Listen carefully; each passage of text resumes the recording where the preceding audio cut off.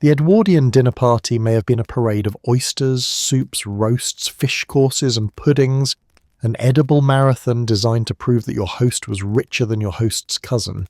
But the real endurance test didn't begin until after the final fork was lowered. You'd think dessert would signal freedom, a gracious culinary finale, a polite opportunity to breathe without offending someone of baronial blood. But no, the final course in an Edwardian dining room was less a dish and more a social trap. Once served, you were effectively held hostage by etiquette, sugar and fear. The good news, you can finally breathe again. The bad news, you can't leave until someone braver does. Hello, travellers. Histories do not always need to be boring. You can rest here and listen to hilarious histories to drift off to sleep. Before we continue, leave a comment to let me know when and where you are listening to this, and hit the subscribe button, but only if you enjoy what I do here. Let's begin. Dessert itself could take many forms. Elaborate moulded jellies that trembled like they were also terrified of offending the guests. Pyramids of fruit stacked with structural optimism, and cakes so ornate they looked more like architecture than food. But the truly impressive thing wasn't the dessert. It was the way everyone pretended to enjoy it while quietly calculating how much longer they were expected to sit there. Rising too early made you appear uncouth, impatient, or, worse, American. Rising too late made you look like someone who didn't understand social cues. The Edwardians lived in a world where timing meant everything, and dessert was the grand finale where everyone hoped someone else would make the first move. The tension was palpable. Imagine a table glistening with crystal and silver, candlelight flickering across faces locked into polite expressions of sugary resignation. The flavours barely mattered at this point. Nobody was hungry and no one wanted more food, but everyone lifted their spoons with the solemnity of performing a sacred ritual. Dessert wasn't nourishment. Dessert was performance. The Edwardians didn't see it as eating. They saw it as surviving. You might assume the host or hostess would be kind enough to signal the end. Perhaps a gentle nod or a gracious rise, or a cleverly timed comment like, "Shall we adjourn?" But no, hosts were trapped too, ensnared by their own rigid social rules. Rising first as a host could imply rushing your guests out the door. Rising last could imply desperation to keep them. Hosting was a delicate dance where the wrong step meant whispers behind fans and brandy snorts in other people's drawing rooms. So the host generally sat, smiled, and prayed someone else would save them. And so the staring contest began. Guests eyed one another with the subtlety of Victorian cats, each silently urging someone else to stand. It wasn't a conversation. It was a psychic negotiation. You could almost see the thought bubbles. If Lady Harbury stands, I'll stand, but only if she stands confidently, and only if she doesn't wipe her mouth too aggressively, because that means she wasn't ready. Edwardians mastered the art of appearing serene while internally panicking at the mere thought of improperly timed movement. Of course, nature occasionally intervened. A chair squeak could cause an entire half of the table to tense like a flock of startled pheasants. A cough too forceful might send 3 guests reaching for napkins, thinking the evening was finally ending. But the false alarms only made things more awkward, when everyone settled back into the exact same position, pretending that no one had flinched. It was a dinner party, yes, but by dessert it had quietly evolved into a gladiatorial patience arena. In these prolonged minutes, the room became oddly introspective. Guests examined the chandeliers, the wallpaper, anything to avoid accidental eye contact that it might imply intent to stand. Some stared deeply into the remaining fruit on their plates, hoping the grapes would offer guidance. Others gave up entirely and let their minds drift toward existential concerns, like whether pudding could be weaponized or if one could politely feign fainting to escape. Eventually, and often mercifully, one courageous soul would move. Perhaps they stretched a little too eagerly, or shifted their napkin with too much finality. Maybe they simply cracked under pressure and rose without meaning to. Whatever the cause, the effect was instantaneous, a ripple of polite liberation. As soon as one person stood up, everyone else followed like synchronized swimmers who had finally received the signal. Chairs slid back, napkins fell, and hearts soared. Finally, the next phase of the evening could begin, though what that phase entailed will come later. Even then, guests had to rise in a very specific way. No bursting out of seats, no sighs of relief, no "thank goodness that's over." Rising had to look effortless, casual, and entirely unconnected to the dessert course that had just psychologically imprisoned them. This was the Edwardian way. Even freedom had rules. But beneath the elegance, beneath the polished etiquette, beneath the mountain of unwritten expectations, there was always the same human truth. No one wanted to be first, yet everyone wanted dessert to end. And so they waited, and smiled, and hoped someone else would blink. The moment the last guest finally rose from the dinner table, supposedly relaxed and glowing with polite satisfaction, the host entered a state best described as internal combustion, masked by a pleasant smile. Hosts in the Edwardian era were masters of the serene facade, outwardly calm, inwardly sprinting through worries at the speed of a panicked accountant who just discovered an unexpected invoice in his coat pocket. The guests believed they were drifting gracefully into the next phase of the evening.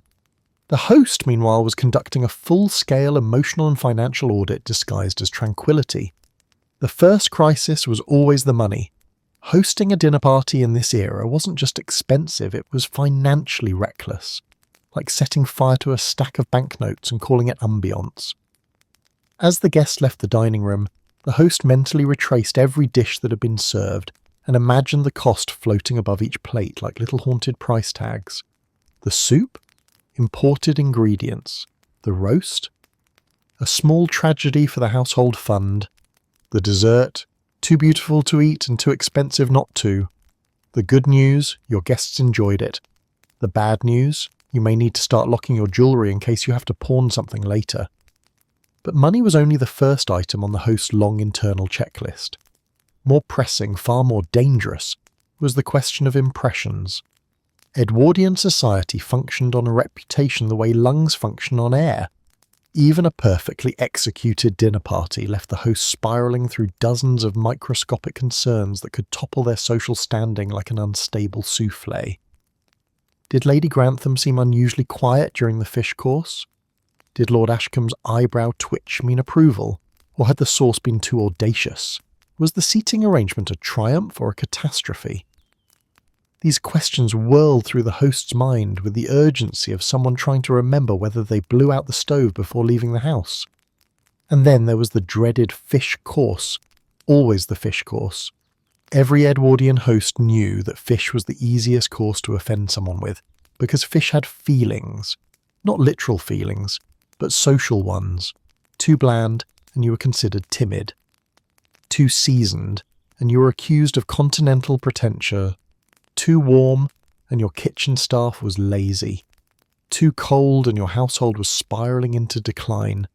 Somewhere out there, a perfect fish course may have existed, but no Edwardian host ever experienced it. So as guests drifted toward the drawing room, the host summoned every ounce of courage to face the terrifying truth.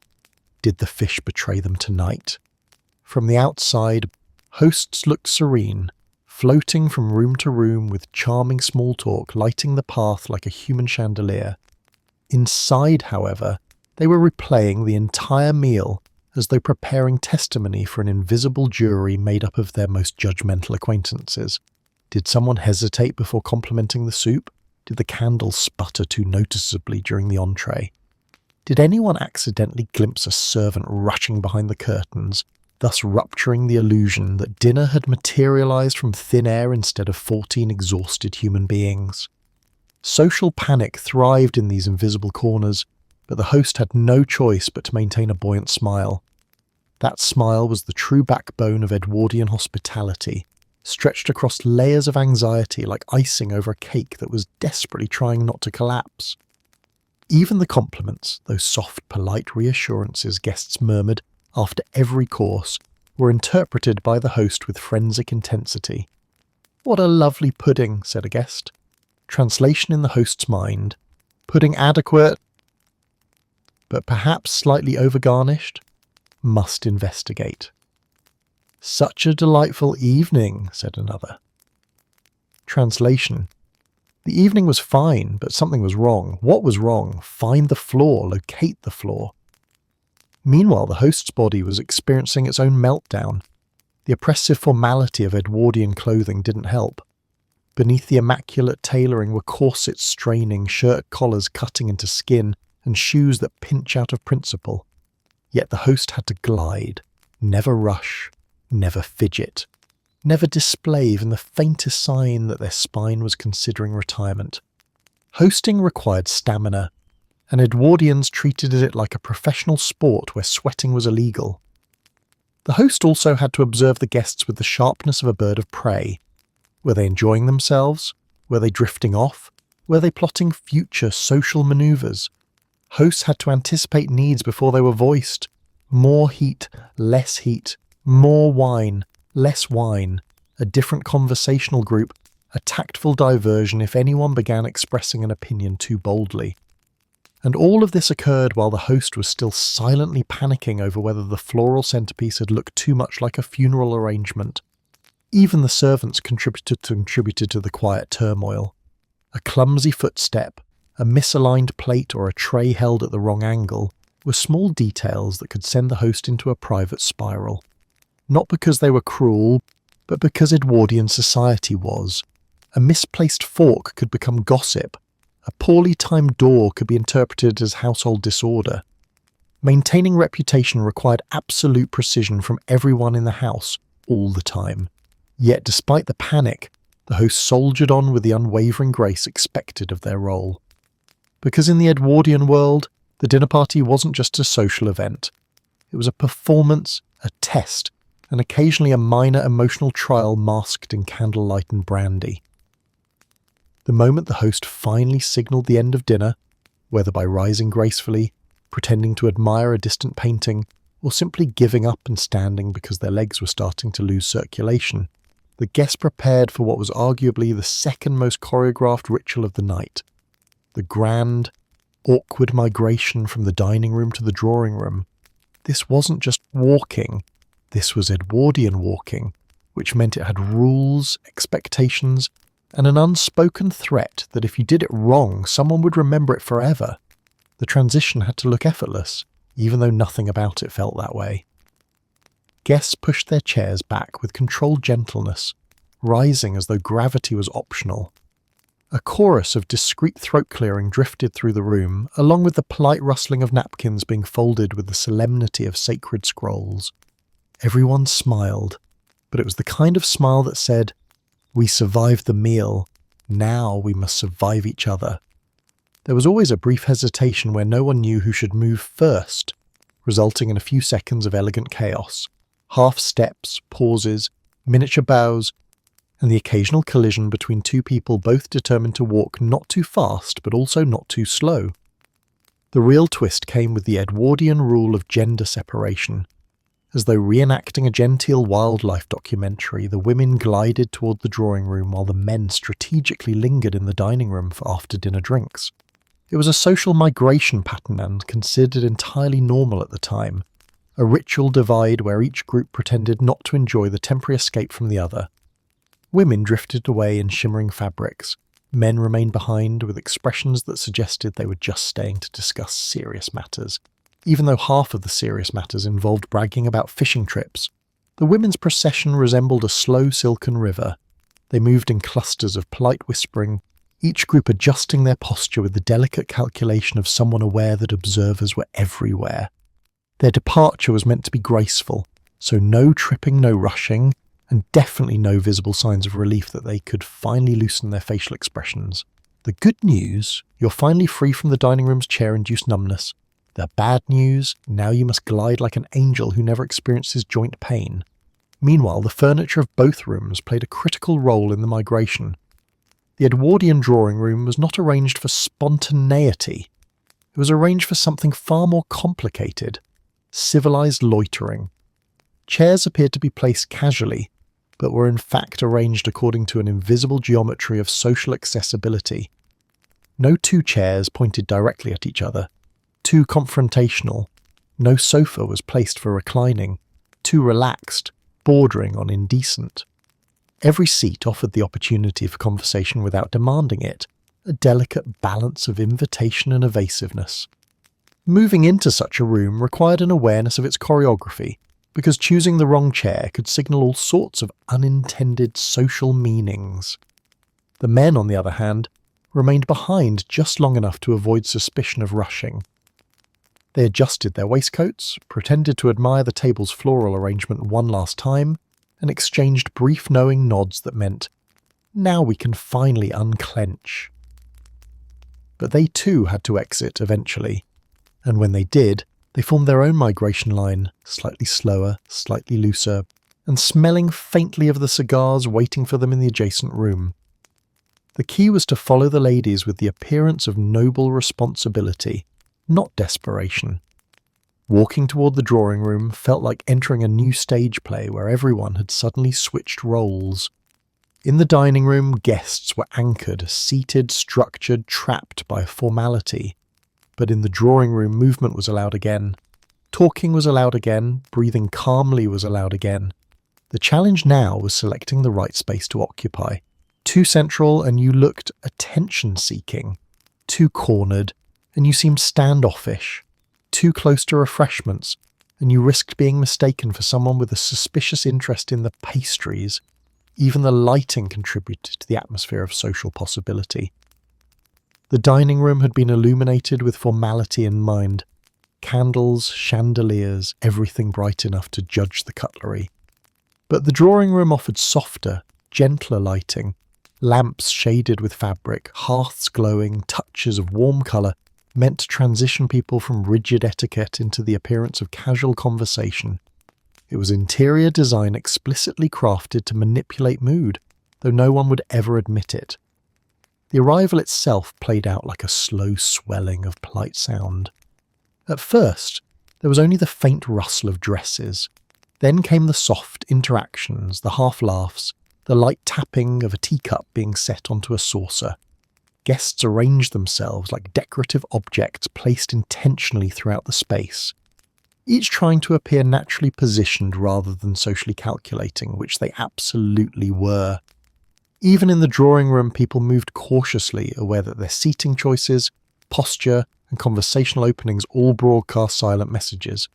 But compared to the dining room, this was freedom. Soft, padded, etiquette-wrapped freedom.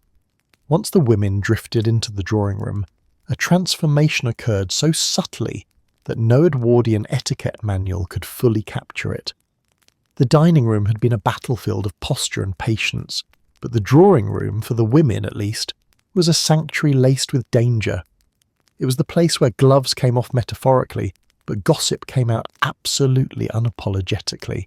Here, the atmosphere was softer, warmer, and deceptively calm, like a pond hiding very competitive fish.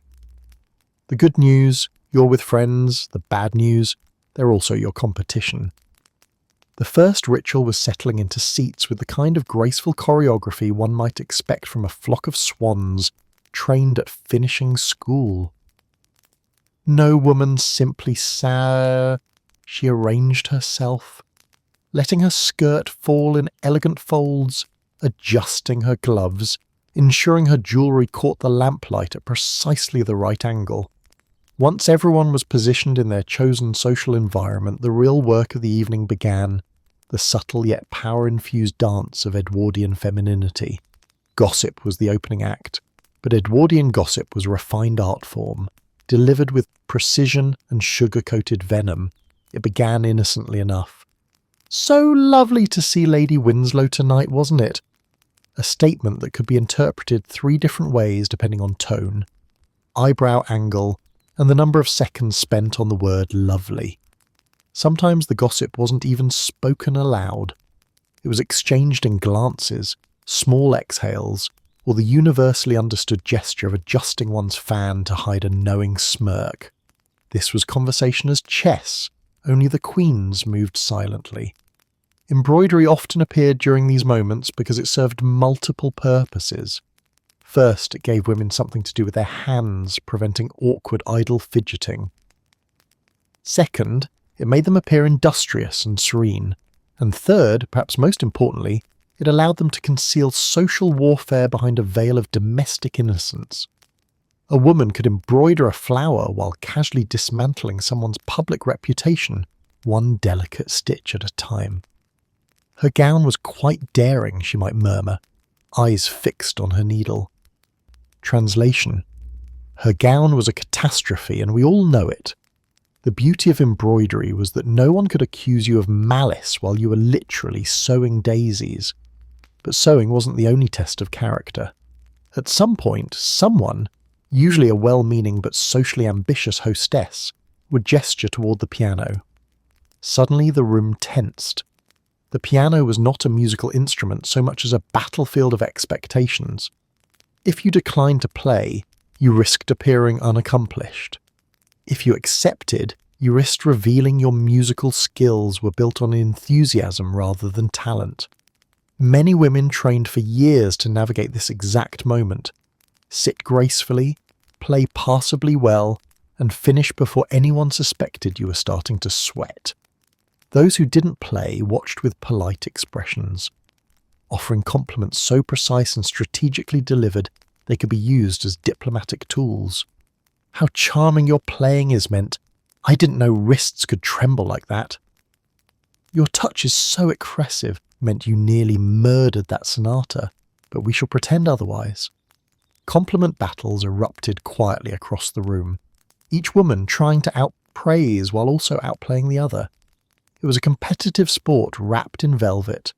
Conversation flowed in careful currents. Women discussed fashion, but not too boldly. Domestic matters, but not too intimately. Books, but only the socially acceptable ones. Travel, but only destinations that wouldn't make them appear either too worldly or too provincial. Every sentence had to toe the line between insight and propriety. Even laughter was regulated, genuine enough to seem warm, subtle enough not to disturb the elegance of the evening. Yet underneath this finely tuned social machinery, nerves were everywhere. Women judged themselves constantly. Was I too loud, too quiet? Did my opinion on the new botanical garden sound uninformed? Did anyone notice my lace glove snagged? The drawing room was a place for relaxation on paper, but in reality it contained the same emotional hazard level as a diplomatic summit. Friendships were real, certainly, but so were rivalries, and even friends could not help evaluating one another's grace, wit, composure, and social potential. Some women used this time to assess the evening strategically. Who seemed most admired? Who had captured the host's attention? Who would be invited to future gatherings?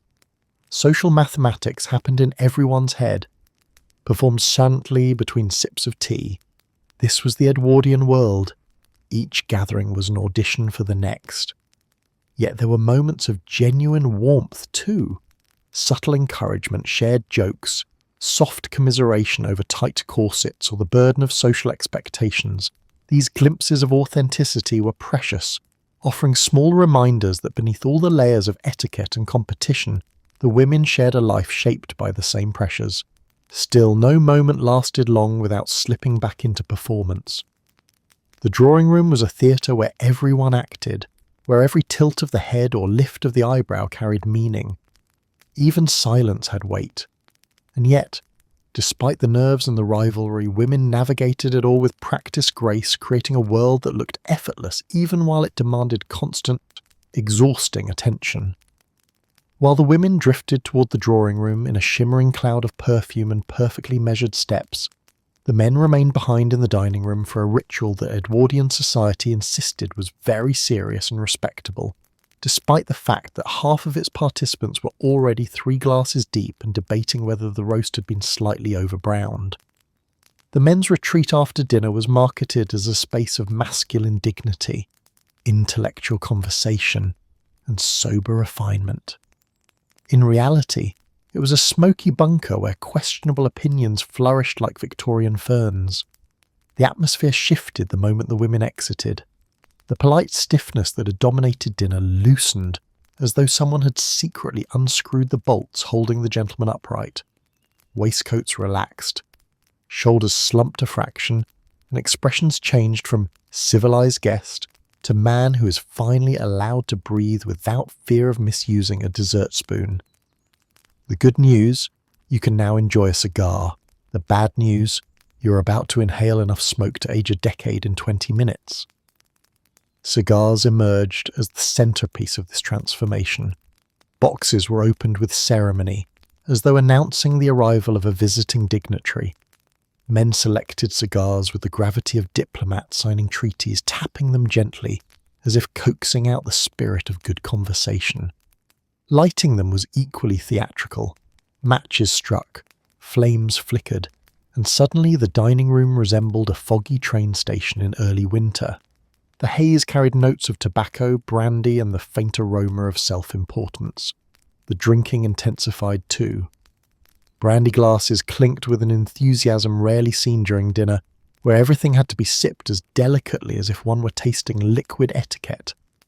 Now, however, the pause grew more generous. The amber glow of the liquor was comforting, the warmth in the chest even more so. And yet every man maintained the unspoken rule. No matter how many glasses you consumed, you must never appear intoxicated. You could slur slightly if you disguised it as emotion. You could wobble if you pretended to be avoiding an invisible rug. But outright drunkenness? Absolutely not. Edwardian masculinity demanded that you drink enough to be merry, but never enough to admit you were merry. And thus began the great male pastime of after-dinner conversation. Politics was the default topic, loud, opinionated, and delivered with the confidence of men who believed their theories on taxation or foreign policy were urgently needed in Parliament. The discussions rarely ended with consensus. Instead, they drifted in circles, punctuated by the occasional "indeed" or "I say," and the gentle hum of men convincing themselves that their thoughts were groundbreaking. If anyone actually understood the full argument being made at any moment, it was purely accidental. Fashion surprisingly entered these conversations as well, though always under the guise of practicality. Men critiqued each other's tailcoats, debated the merit of certain tie knots, and discussed the latest styles at gentlemen's clubs. They would never call it fashion, they insisted it was presentation, the status, or proper appearance, but the truth remained.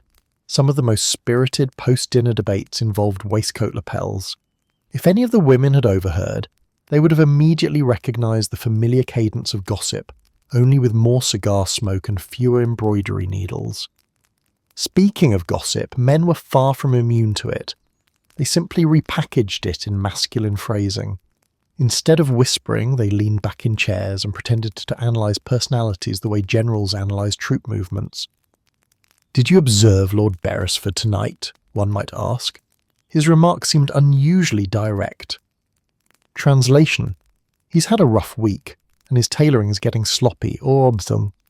I'm not sure about Harlan's new acquaintances, which meant his friends are suspicious and probably terrible at cards.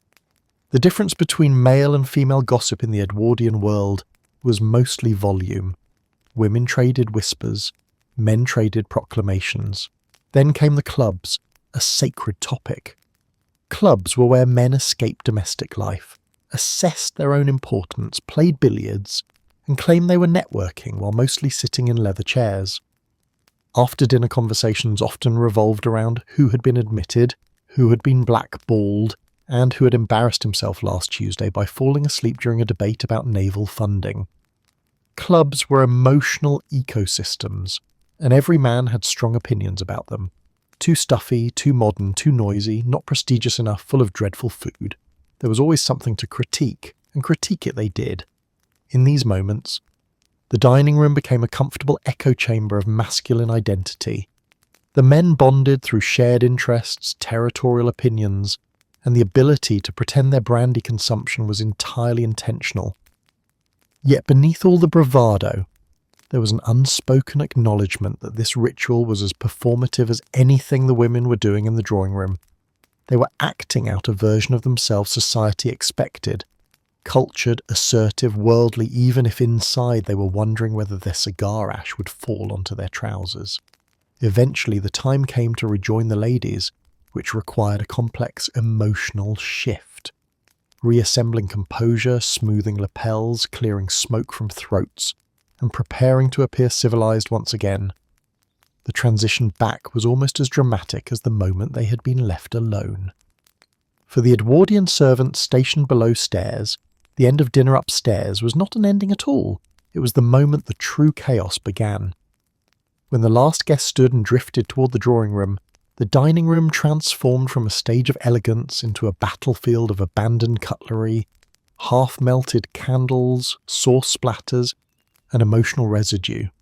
While the upper classes settled into cigars, gossip, and carefully measured laughter, the servants entered their own version of a dinner party, one that involved speed, strategy, teamwork, and occasionally surviving minor catastrophes. Dinner is over, the trauma remains. The first order of business was the clearing of dishes. This required military precision. Footmen swooped in like silent, well-dressed vultures, whisking away plates before any guest could notice the slightest hesitation. Every dish had to be collected in the correct order, stacked with mathematical accuracy, and transported downstairs without clatter. The dining room might have looked peaceful to the untrained eye, but this was deceptive. The servants were racing against time. The ladies in the drawing room and the men lingering over brandy had their own rituals to perform, and the servants had to stay ahead of the evening's rhythm or risk throwing the entire household off its carefully choreographed timing. In the pantry, a completely different atmosphere awaited. Heat, steam, noise, and the unmistakable sound of 30 items being washed at once. Scullery maids crouched over basins, sleeves rolled up, fingers pruned, scrubbing away the remnants of the meal. Footmen arrived in waves, depositing stacks of dishes that would send any modern dishwasher into immediate retirement. The air was thick with chatter, clanking metal, and the kind of exhaustion that could only come from serving a feast you were never allowed to taste.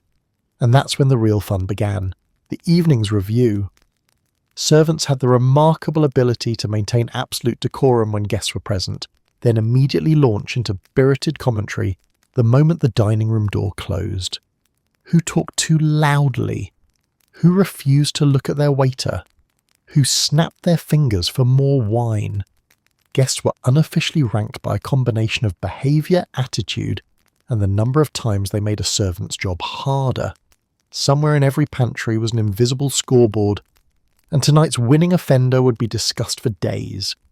Sometimes the critique was affectionate, Lady So-and-so's absent-minded humming, or the elderly gentleman who nodded off during the cheese course and nearly face-planted into his plate. Other times the critique was scathing. "Did you see how he waved his spoon?" one footman might mutter. "Like a conductor directing an orchestra of peasants." Or, "Her ladyship complained about the fish being cold. The fish was not cold, the fish was dignified." Servant humour was quick, sharp, and remarkably therapeutic, but the real reason they needed humour was the cleaning catastrophes that awaited them. No dinner party ended without at least one mysterious stain, one shattered piece of china, or one splash of sauce that managed to reach a part of the tablecloth science could not explain. Servants moved swiftly, blotting, lifting, scraping, and praying that whatever disaster had occurred could be fixed before the housekeeper noticed. Spilled gravy hardened into a kind of culinary cement. Candle wax dripped onto the floor like tiny monuments to frustration, and crumbs hid in places specifically designed to mock human effort. The butler oversaw this entire operation with the solemn authority of someone conducting a symphony of exhaustion. He monitored the comings and goings, ensured decorum was maintained, and occasionally provided a quiet word of encouragement or reprimand when needed. The butler saw everything. Which footman nearly tripped carrying a tray? Which maid was dangerously close to tears? Which fork went missing and would inevitably turn up in the pocket of an overly sentimental guest tomorrow morning? Meanwhile, the kitchen below stairs had its own version of end-of-dinner exhaustion. Cooks scrubbed pots that weighed as much as small children, scraped crusts that had fused to pans with the tenacity of volcanic rock, and dealt with the unpredictable moods of the head cook, who was still offended by the idea that anyone might not have adored the game pie. Steam filled the room, creating a warm haze through which servants shouted requests, exchanged utensils, and occasionally muttered about the madness of preparing 12 courses for people who didn't know the meaning of the word portion. Despite the grueling pace, there were moments of camaraderie that softened the edges of the night. Servants shared quick jokes, exchanged glances that said almost done, and stole brief seconds to stretch their backs. For many, this was the closest thing to a social gathering they would experience. They didn't have drawing rooms or cigars or embroidered cushions. They had cracked plates, slippery floors, and a sense of pride that came from keeping the entire household's illusion intact. And when the last dish was finally carried away, when the tablecloth was restored to its dignified whiteness, when the candles were trimmed and the floors polished, the servants allowed themselves a collective sigh of relief. The battle had been won. The dining room was ready to deceive guests into thinking that hosting was effortless, that dinner had been peaceful, that nothing behind the scenes had required 20 hands and 3 near accidents. If the dining room was a battlefield, the kitchen after an Edwardian dinner party was the smouldering crater after the battle, the place where the true devastation revealed itself. Long after the guests floated away to the drawing room and the men vanished into cigar fog, the kitchen became a war zone of culinary casualties, scorched pots, trampled garnishes, gravy catastrophes that defied gravity, and cutlery left behind in the sort of places no cutlery should ever be. While the rest of the house glowed with polite conversation, the kitchen glowed with exhaustion, steam, and the faint flicker of a staff collectively reconsidering their life choices. The first sight greeting anyone who stepped through the kitchen door was always the same: chaos layered on chaos, sprinkled generously with the ashes of ambition. Pots the size of small cauldrons sat abandoned on every available surface, their bottoms scorched into artistic interpretations of soot. These pots had stories. They had seen things. They had been pushed onto stoves, pulled off stoves, shouted at by cooks, and in some cases, nearly flung out of windows when their contents refused to behave. The good news: the food made it upstairs. The bad news: the pots may never emotionally recover. Nearby, piles of plates balanced precariously like architectural experiments in porcelain. Some carried remnants of sauces that had once been smooth and dignified, but now clung to the surface with the determination of lava. Others held decorative garnishes, herbs, fruits, flowers, that looked as though a herd of panicked livestock had stampeded through during plating. It wasn't uncommon to find a piece of parsley crushed so thoroughly it had transformed into something unidentifiable, a garnish that died in service, as it were. Then there were the gravy tragedies. Gravy was a notoriously tricky companion in Edwardian cuisine. Too thin and it humiliated the roast. Too thick and it threatened to season to pudding. No matter how perfectly it had been prepared earlier, by the time the dishes returned to the kitchen, gravy had migrated. Congealed, dripped, splattered, and, on particularly ambitious evenings, climbed vertical surfaces. Servants encountered gravy streaks on tabletops, on aprons, on the back of someone's shoe, and once in a great while on ceilings. How it reached the ceiling was never discussed. It was, like many things in Edwardian cooking, simply accepted. The cutlery situation was its own disaster. Despite the best efforts of footmen and maids, some pieces always returned in bizarre and troubling conditions. Forks bent into alarming shapes, spoons hiding inside napkins, knives lodged between plates, and, every so often, an entire ladle abandoned in a corner, like it had attempted to escape mid-service and lost its nerve. The head cook treated missing or damaged utensils with an intensity usually reserved for diplomatic incidents. "Who took the soufflé spoon?" she might demand, and the entire kitchen would hold its breath because no one wanted to be responsible for the disappearance of a spoon specifically designated for soufflés. Amid the debris, the heat of the room pressed in from all sides. Ovens still radiated warmth long after the last dish was served. Copper pans hung from their hooks, glowing faintly like exhausted suns. The scent of roasted meats, steamed vegetables, burned edges, herbs, and desperation clung to the air. Even the walls seemed tired. Everything in the kitchen had worked at full capacity for hours, and everything bore the marks of that struggle. Yet the kitchen staff could not rest. They moved through the wreckage with disciplined efficiency, scraping pans with blunt determination, stacking plates at impossible angles, and soaking utensils in basins of water that grew progressively murkier as the night wore on.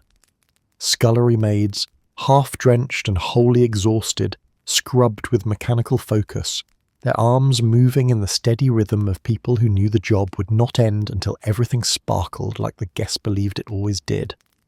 The cooks hovered nearby, still charged with the emotional residue of the evening, proud of their creations, offended by their failures and always muttering about something the guests would never hear. They thought the sauce too rich, one might grumble. It was not too rich. Their taste buds are simply uncultured. Or, the roast went cold, impossible it was served at precisely the correct temperature. Something upstairs went wrong. In the kitchen, blame rarely travelled downward. Despite the exhaustion, there was teamwork, laughter even, quiet but real, bubbling up when someone discovered a pear garnish flattened like an unfortunate pancake, or when a pot released a hiss that sounded suspiciously like it was complaining about being overworked. These small moments helped carry the staff through the long hours. While upstairs, guests savoured the illusion of effortless perfection, downstairs the servants held the entire world together, with elbow grease and gallows humour. What made the kitchen war zone truly gruelling was the knowledge that it did not end when the last plate was washed. Floors still needed scrubbing, counters wiped, fire grates cleared, ingredients restocked, tomorrow's meals prepared. The Edwardian kitchen was a perpetual engine, and dinner parties only pushed it into higher gear. By the time the guests were yawning politely in the drawing room, the kitchen was still wide awake, buzzing, steaming, working until the last pan surrendered its grime. And when the final pot was cleaned, when the gravy was defeated, when the cutlery was reorganised into submission, the staff could finally step back, wipe their brows and admire their victory. The battlefield had been restored. The war zone had been neutralised. Until tomorrow. Once the dinner plates had vanished and the drawing room filled with the soft murmur of civilization recovering from overeating, the evening entered a new and perilous phase, entertainment. In the Edwardian world, a dinner party did not simply end after dinner. No, that would be far too logical. Instead, hosts found themselves locked in a desperate race against boredom, a powerful enemy capable of destroying reputations, sinking social aspirations, and prompting guests to remember an early appointment that absolutely did not exist. The post-dinner entertainment race was a game of strategy, endurance, and sheer improvisation. The first line of defence was card games. Card tables materialised like emergency rescue stations, each one laid out with the solemn promise of amusement. Whist, bridge, and sometimes more exotic games appeared, their rules recited with the seriousness of legal documents. Guests gathered around, hoping to strike the perfect balance between looking interested and not revealing they were still digesting 12 courses. The good news, you have something to do with your hands. The bad news, you must now pretend to care about someone else's shuffling technique. Winning wasn't the real objective. Cards were merely a socially acceptable distraction, a way to funnel conversation into safe, predictable channels. Yet even here, tension lurked. A poor play might be forgiven, but a slow player? Unforgivable. Guests stared politely while mentally urging someone, anyone, to put down a card before the evening slipped into stagnation. Meanwhile, the host stood nearby in a mild state of panic, monitoring each table for signs of waning energy, drooping eyelids or yawns disguised as thoughtful sighs. When cards failed to electrify the room, hosts deployed their next weapon, parlor tricks. This category covered anything that allowed people to sit politely while pretending to be amused. Shadow puppets, mysterious disappearing scarves, small sleight-of-hand illusions performed by a guest who had positively begged for an opportunity to showcase his talents. The tricks ranged from mildly impressive to deeply questionable, yet everyone clapped as if witnessing the work of a stage professional. Edwardians excelled at clapping sincerely when their souls were only moderately stirred. But parlour tricks came with risks. If the performer fumbled, dropped a card, exposed a hidden coin, confused their own routine, The awkwardness hit the room like a gust of cold wind. The host's heart would seize. Guests would force smiles so tight their cheek muscles trembled. "Marvellous," as someone would declare, a desperate verbal bandage applied to keep the atmosphere from collapsing entirely. Amateur singing followed, often because someone had made the mistake of complimenting the piano earlier. Host took this as permission to ask, "Would you favour us with a piece?" And now a guest, caught in a trap of politeness, had no choice but to accept. The room braced itself. Singing quality varied dramatically. Some performers were genuinely talented, their voices smoothing the air like warm honey. Others, well, the intent was noble, even if the notes were not. Regardless, applause always erupted afterward, vigorous enough to hide any doubts about what had just occurred. After singing came dramatic readings, a genre that hovered between literature and theatrical crisis. A gentleman might stand, clear his throat, and begin reciting passages from a poem he felt was profoundly moving. The audience listened, nodding thoughtfully while secretly wondering how long the poem was and whether they could survive it. Dramatic readings were endurance trials. One had to maintain a respectful expression, while the reader delivered line after line of emotion that occasionally veered into melodrama. "She walks in beauty," he would proclaim, while half the room contemplated the beauty of sleep. Hosts watched all of this with vigilance. Their job was to keep the current entertainment from slipping into silence, because silence was for. Silence meant the guests were growing restless. Silence meant the evening might fracture. Silence meant someone might begin edging toward their coat. And in Edwardian society, a guest leaving early was a signal that the evening had dipped below the invisible but universally understood threshold of successful. Therefore, hosts engaged in constant triage. If a card table seemed sluggish, they revived it by joining for a hand. If parlour tricks faded, they suggested another activity, perhaps a riddle, a guessing game, or a friendly debate about the botanical garden's latest exhibit. If conversation dimmed, they introduced new topics with the precision of someone injecting life into a nearly expired patient. Their smiles widened, their laughter brightened, their posture straightened. Everything was orchestrated to keep the energy flowing gently forward. Guests, for their part, understood the rules. They participated, contributed, and offered steady streams of encouragement. They knew that the Edwardian evening was a fragile creature requiring collective protection. Sometimes this responsibility was heavy, sometimes it was amusing, and sometimes, especially during a poorly executed impersonation or an overly enthusiastic reading from a travel diary, it was a test of spiritual fortitude. Yet despite the challenges, there was a peculiar charm to these evenings. People genuinely enjoyed being together, even while navigating layers of social etiquette. There was laughter, some of it restrained, some of it real. There were moments of warmth and surprising intimacy. There were unexpected insights, shared jokes, flashes of talent, and scenes that would be remembered fondly for years. And when the host finally sensed that the energy had peaked, when the room glowed with the soft aftertaste of collective amusement, they knew they had won the race. The evening could continue gracefully, carrying its momentum toward the next chapter of the night. Every Edwardian dinner party had at least one guest who, through an unfortunate combination of talent, reputation, and being slightly too polite for their own good, became the evening's unofficial musician. This person, often a young woman, occasionally a gentleman, always someone who'd expressed genuine interest in music at some earlier, regrettable moment, was the pianist who wanted nothing more than to go home. Yet here they were, sitting before a gleaming instrument that might as well have been an elaborate trap. The piano itself was always placed strategically in the drawing room, angled just so, lit by lamps designed to flatter both the performer and the furniture. It declared silently but firmly that entertainment was expected, and everyone knew who would be nudged toward the keys. Guests exchanged knowing glances when the host inevitably said something like, "My dear, would you grace us with just a little something?" This phrase in Edwardian society translated directly to, "Prepare to surrender the next 20 minutes of your life."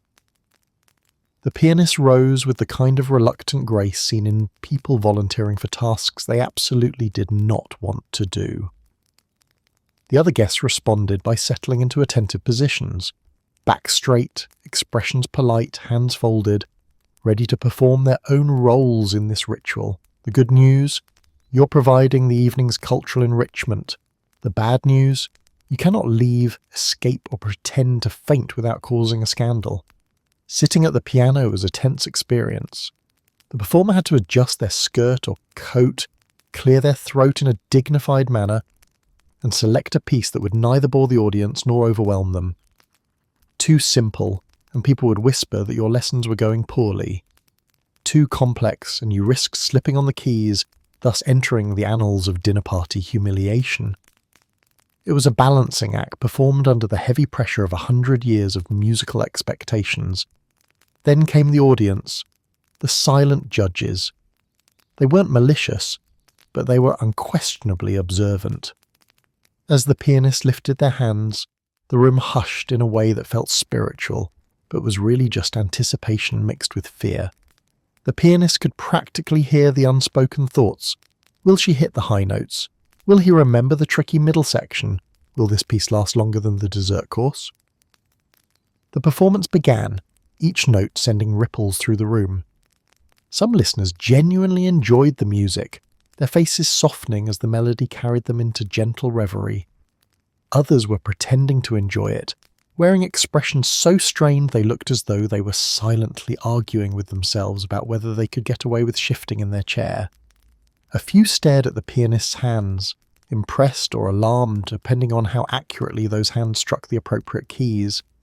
But there was also a unique subset of guests who harboured a different opinion entirely. They wished the piano would spontaneously combust, not out of malice toward the pianist.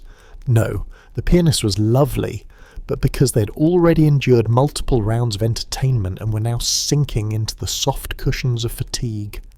They wanted to applaud, they really did. But their internal monologue was whispering, if this becomes an encore situation, I may not survive. The pianist, meanwhile, felt every emotion known to mankind. Relief when a difficult measure passed without disaster. Horror when a finger slipped by half a centimetre. Confusion when someone in the back whispered something too loudly. A strange mix of pride and dread when they reached the final chord.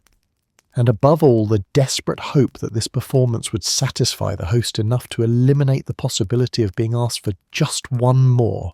The applause that followed was always enthusiastic, sometimes excessively so. Guests clapped loudly, gratefully, and for far longer than necessary. This was partly politeness, partly genuine appreciation, and partly a collective attempt to avoid awkward silence. The pianist smiled, bowed slightly, and attempted to stand, only to be met with the host's delighted voice. Marvellous, simply marvellous. Would you be willing to play another? Internal panic. The polite answer was yes, of course. The true answer, buried beneath layers of etiquette, was a firm and passionate no. But in Edwardian society, polite answers always won. The pianist sat back down, resigned to their fate, while the audience braced for another round of emotional endurance. Sometimes, thankfully, the second piece went more smoothly. Sometimes it didn't. Occasionally, the pianist made a bold choice, starting a tune that was either too modern or too obscure, prompting raised eyebrows and quiet coughing. But the evening marched onward, and the pianist maintained composure even while dreaming of warm beds, quiet rooms, and a life in which no one ever asked them to perform in front of a room full of people digesting 14 kinds of poultry. Finally, when the performance concluded for real, the applause carried a tone of gentle relief. The pianist was released. They returned to their seat with subtle triumph, basking in survival rather than artistic fulfillment. Guests congratulated them with effusive praise, some sincere, some diplomatically exaggerated. The crisis had passed. The evening could continue. If the pianist's performance was the evening's emotional obstacle course, the moment conversation resumed marked the beginning of an entirely different competition, one requiring stamina, agility, intuition, and the ability to speak for long periods without accidentally revealing anything meaningful. Edwardian small talk was not merely conversation. It was a full-contact sport conducted with smiles, soft laughter, and enough careful phrasing to fuel a legal team. The good news, you're speaking. The bad news, so is everyone else. The Edwardian drawing room became a conversational arena. Guests paired off, drifted into trios, or formed circles of politely bobbing heads. Their mission was simple in theory: maintain social interaction. But in practice, it was far more challenging. These people had just eaten enough food to incapacitate an ox. Their corsets were pleading for mercy, and their minds were foggy from wine, exhaustion, or both.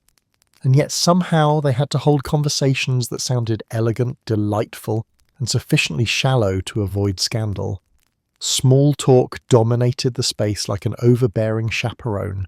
No topic could be too serious or too honest. You could not discuss finances, personal problems, genuine feelings, or anything resembling real news unless it had already been published, softened, and approved for polite society. This left a range of subjects so narrow that mastering them felt like training for a linguistic triathlon. The favourite opening move was the weather. The Edwardians loved discussing the weather, not because it was interesting, but because it was entirely safe. "Chilly this evening, isn't it?" someone would remark, as though personally negotiating with the atmosphere. "Indeed," the other would reply, layering just enough enthusiasm to seem alive, but not enough to appear overly invested in temperature. Weather discussions could last several minutes, which was perfect for guests conserving mental energy for later conversational hurdles. Fashion was another reliable battlefield. Complimenting someone's attire required finesse, enough praise to appear sincere, but not so much that it became suspicious. "Your gown is exquisite," a guest might say, carefully avoiding indicating which part was exquisite because the specifics could accidentally sound like criticism. Meanwhile, the recipient smiled graciously, fully aware that somewhere in the room, another guest was quietly analysing the stitching. Pets, travel, garden parties and recent exhibitions were also popular topics. These subjects allowed participants to appear cultured without risking emotional vulnerability. "Have you seen the new exhibit on watercolours?" someone would ask. The appropriate answer was always yes, even if one hadn't, because failing to keep up with cultural events suggested a dangerous lack of refinement. And so the dance continued. Sentences floated gracefully through the room, never touching the ground. But beneath the powdery surface of politeness lurked a much sharper game: reading intent. Edwardians were masters of layered meaning. A single comment could be loaded with implication, an eyebrow tilt could carry judgment, a slightly too long pause could signal disagreement. In many ways, it was like carrying on a conversation while simultaneously interpreting a foreign language spoken entirely through posture. Take, for example, the classic line, "How lovely to see you this evening," on paper perfectly pleasant. Spoken aloud, the tone, pacing, and smile revealed everything. Said warmly, it meant exactly what it said. Said coolly, it meant, "I didn't think you would be invited." Said with excessive brightness, it meant, "I definitely did not expect you to survive that much meringue." Keeping up with this unspoken dialogue required exhausting mental gymnastics. You had to monitor your expressions, modulate your tone, and guard your reactions with near superhuman discipline. Even laughter had rules. Laughter could not be too loud or too sharp or too prolonged. It had to be just long enough to communicate amusement, but not long enough to suggest madness. Many guests found themselves drifting into conversational circles where no one truly knew what they were saying anymore. They would nod, hum lightly, offer vague replies, and hope desperately that no one asked a question requiring an actual opinion. Because opinions were dangerous. Opinions could start disagreements. Disagreements could start tension. Tension could start awkwardness. And awkwardness was the natural enemy of the Edwardian social order. As the evening wore on, the conversational stamina required increased. People grew tired. Voices softened. Smiles wavered. Yet the competition continued. No one wanted to be the person who allowed the conversation to collapse. Silence, after all, was an ominous thing. Silence meant energy was fading. silence meant guests might begin considering their departure. So someone, usually a hero, armed with a comment about a recent theatrical review, would swoop in and revive the social atmosphere before it flatlined. Ironically, despite all the rules and careful manoeuvring, there were moments of genuine connection buried within the small talk, a shared joke, a surprising insight, an unexpected spark of compatibility, tiny, honest flashes that made the entire delicate dance worthwhile. But those moments were rare and fleeting, quickly covered again by the protective layers of etiquette. By the time the conversation circuits had run their course, everyone felt as though they had completed a marathon conducted in silk gloves. Their minds were buzzing, their cheeks ached from constant smiling, and their voices had softened to a gentle hum. Yet the evening continued onward, propelled by momentum, obligation, and the hope that no one had misinterpreted anything disastrously. If Edwardian small talk was the polite surface of the evening, then the real business happening beneath it was an intricate web of alliances, opportunistic networking and subtle social manoeuvring. Behind every pleasant smile and agreeable nod, guests were positioning themselves for the future, carefully, quietly, and with the grace of people who understood that one well-placed conversation could change their entire social trajectory. Everyone appeared relaxed, but inside they were calculating like chess players. Their silk gloves weren't just fashion statements, they were armour. The drawing room at this hour hummed with purpose. Guests drifted from one conversation cluster to another, in a pattern that looked casual but was anything but. Every step had intention. Every pause was calculated. Even the direction of one's gaze had strategic value. The good news, you're building connections. The bad news, so is everyone else. Marriage prospects hovered invisibly over the room like a polite but demanding chaperone.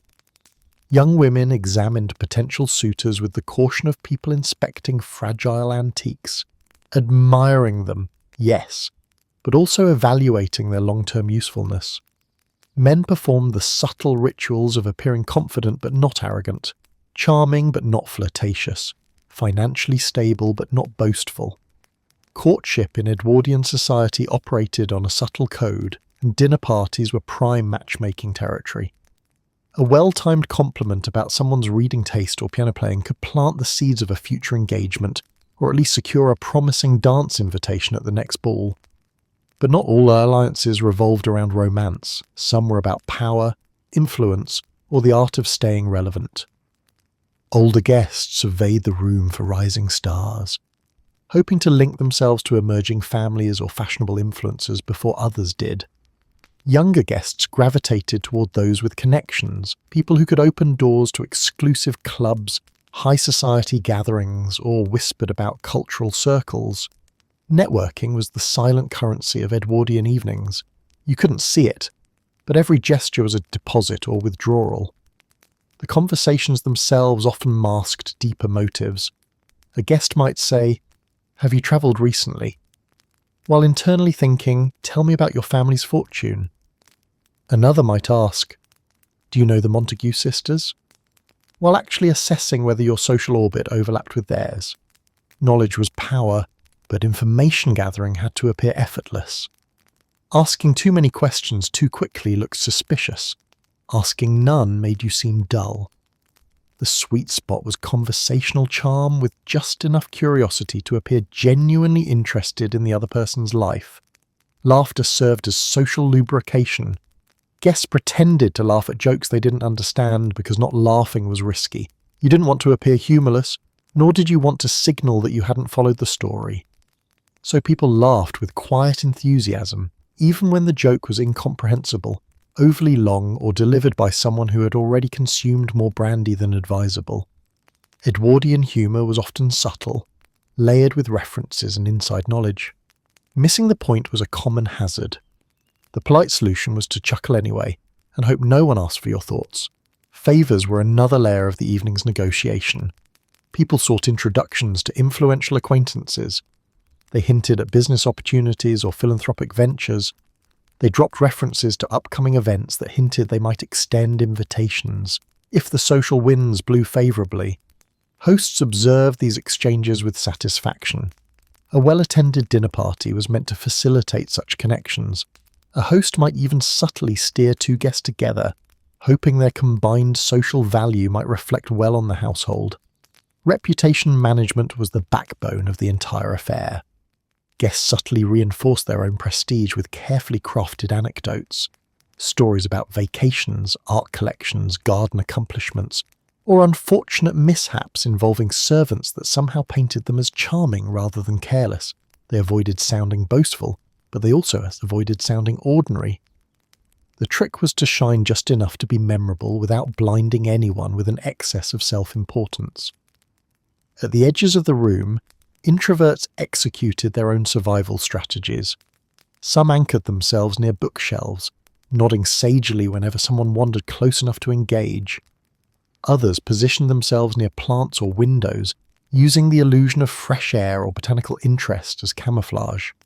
They participated, but selectively, joining conversations that felt manageable, sidestepping those that might drain their remaining social stamina. Even they, however, recognized the stakes. A missed opportunity could mean exclusion from the next gathering. Meanwhile, the most seasoned strategists floated easily through the room, connecting with everyone effortlessly. These were the social athletes of the Edwardian world. People who could make you feel like the most interesting person present, even while calculating how your presence might benefit their standing. Their gloved hands touched shoulders lightly. Their compliments landed perfectly, and their laughter chimed at precisely the right moments. They were the ones everyone admired, envied, or quietly feared. And yet, beneath all the manoeuvring, something human persisted. Moments of genuine fondness flickered through the artifice. Old friends reconnected. Young hopefuls shared dreams. Elder guests spoke of memories that softened the competitive edges of the night. Networking may have been the underlying force, but camaraderie still found its way through, threading warmth into a landscape otherwise ruled by decorum and ambition.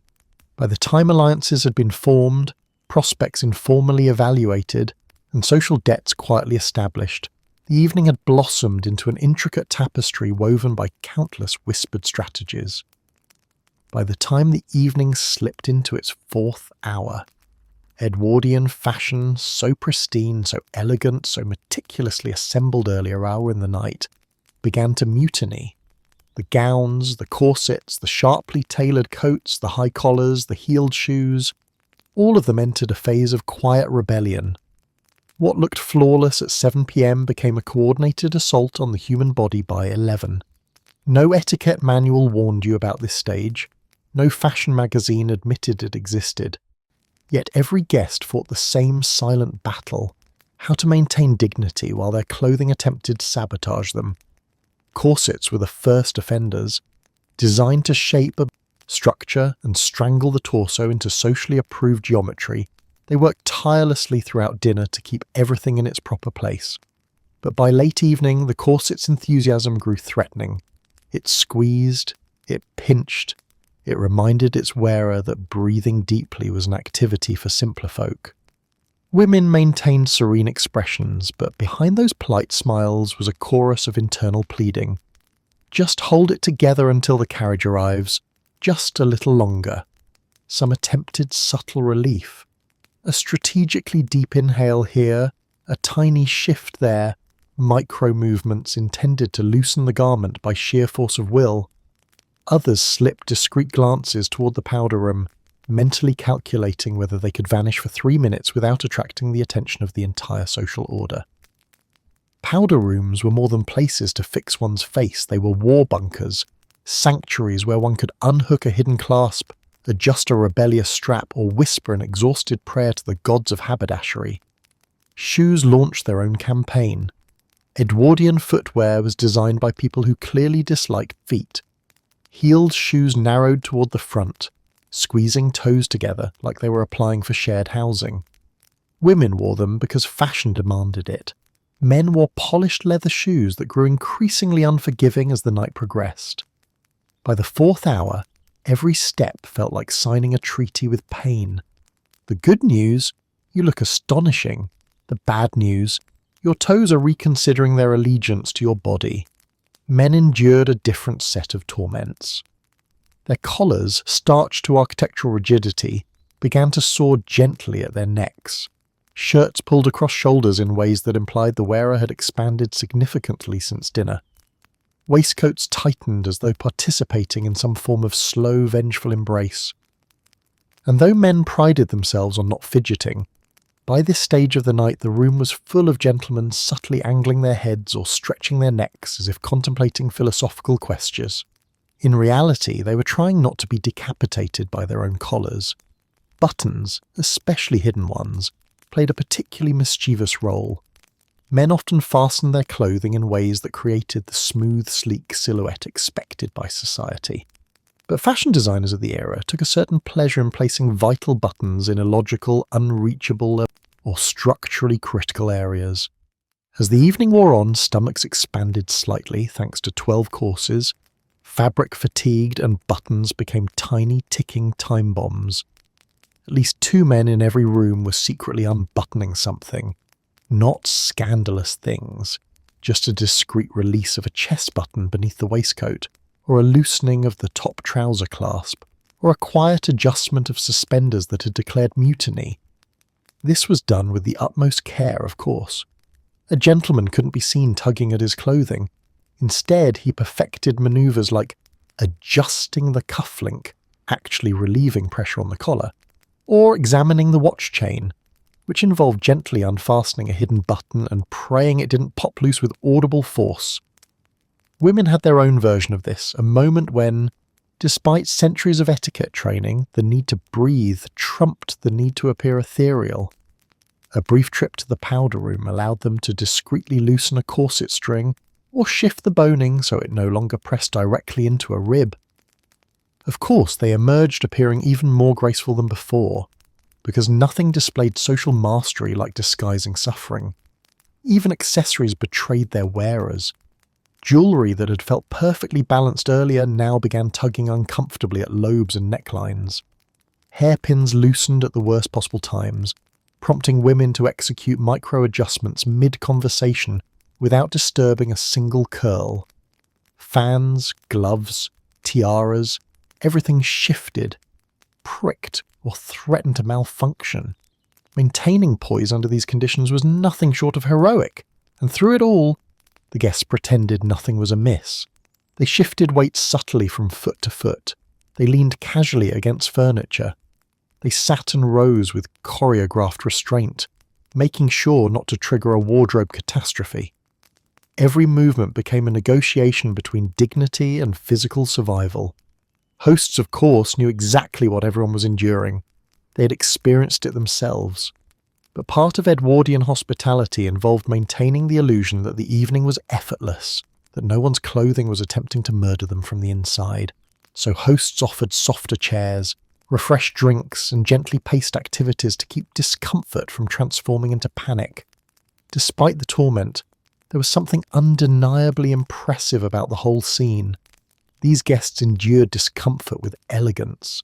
Their fashion, though occasionally cruel, contributed to the atmosphere of grandeur. And when someone finally rose to leave, their gait might have been stiff, their smile slightly strained, but they departed with pride, knowing they had survived yet another evening inside the world's most beautiful clothing torture devices. By the time the last guest departed into the cold night air, their cloaks swishing and their polite farewells drifting into the darkness, the hosts finally closed the door and faced the real climax of the evening. Not relaxation, not celebration, but the midnight calculation. Hosting an Edwardian dinner party was a performance, a gamble, a subtle act of social balancing that demanded charm, resources, stamina, and the kind of bravery usually reserved for battlefield commanders. Now, at the end of it all, the hosts had one pressing question. Was it worth it? The house, moments earlier a glowing hive of movement and performance, sank into stillness. Candles flickered low, the scent of wine and roasted meats lingered faintly, and the hallway that had echoed with elegant voices was now filled only with the soft footsteps of servants finishing their quiet duties. This was when the hosts finally allowed themselves to exhale, deeply, cautiously, as though the act itself might undo some delicate thread holding the evening's illusion together. They began their assessment in stages. First came the financial reckoning. Hosting an Edwardian dinner party wasn't merely expensive, it was a strategic drain on one's bank account. The hosts mentally tallied everything. Fresh flowers from the market, imported spices, the best cuts of meat, the dessert that required 3 servants and a small architectural plan to assemble, the coal used to heat multiple rooms, and the wages for the extra staff hired just for tonight. The good news, the evening appeared magnificent. The bad news, so did the bill. Next came the social consequences, the stakes that mattered even more than the money. The hosts replayed every moment with forensic precision. Did Lady Ashcombe appear satisfied with her seat? Did Lord Pembroke compliment the entree sincerely, or did he hesitate a fraction too long? Did anyone notice when the footman tripped slightly near the hearth? Did the conversation flow smoothly, or were there pockets of awkward silence that might resurface as gossip later? Every detail mattered. Edwardian society thrived on memory and myth, and a single misstep could linger in social circles far longer than any floral centerpiece. The hosts wondered whether the guest list had been balanced enough between old friends and strategic acquaintances. They evaluated whether they had spoken to each guest adequately, whether they had laughed at the right jokes, and whether their own appearance had remained composed despite the corsets, collars, and emotional weather systems swirling inside them. Then came the literary portion of the internal audit, the imagined reviews. The Edwardians, after all, did not have Yelp, but they had something far more powerful, each other. Hosts imagined whispers forming even now inside the departing carriages. The soup was exquisite, someone might say, which would help the host sleep tonight. The pudding was a bit ambitious, another might murmur, which would not help at all. I didn't care for the seating arrangement, someone else might add, and the host's stomach would twist at the thought. The hosts also evaluated how they themselves had performed. Did they appear welcoming enough? Did they maintain conversation gracefully? Or did they accidentally interrupt a baroness mid-sentence? Did they project confidence without arrogance? Hosting was as much an art as the meal itself, and even a well-executed dinner could falter if the host seemed strained or disconnected. They thought about the entertainment too. Did the pianist's performance uplift the evening or stretch it too long? Did the card tables keep guests occupied? Did anyone appear to lose interest or, heaven forbid, grow sleepy?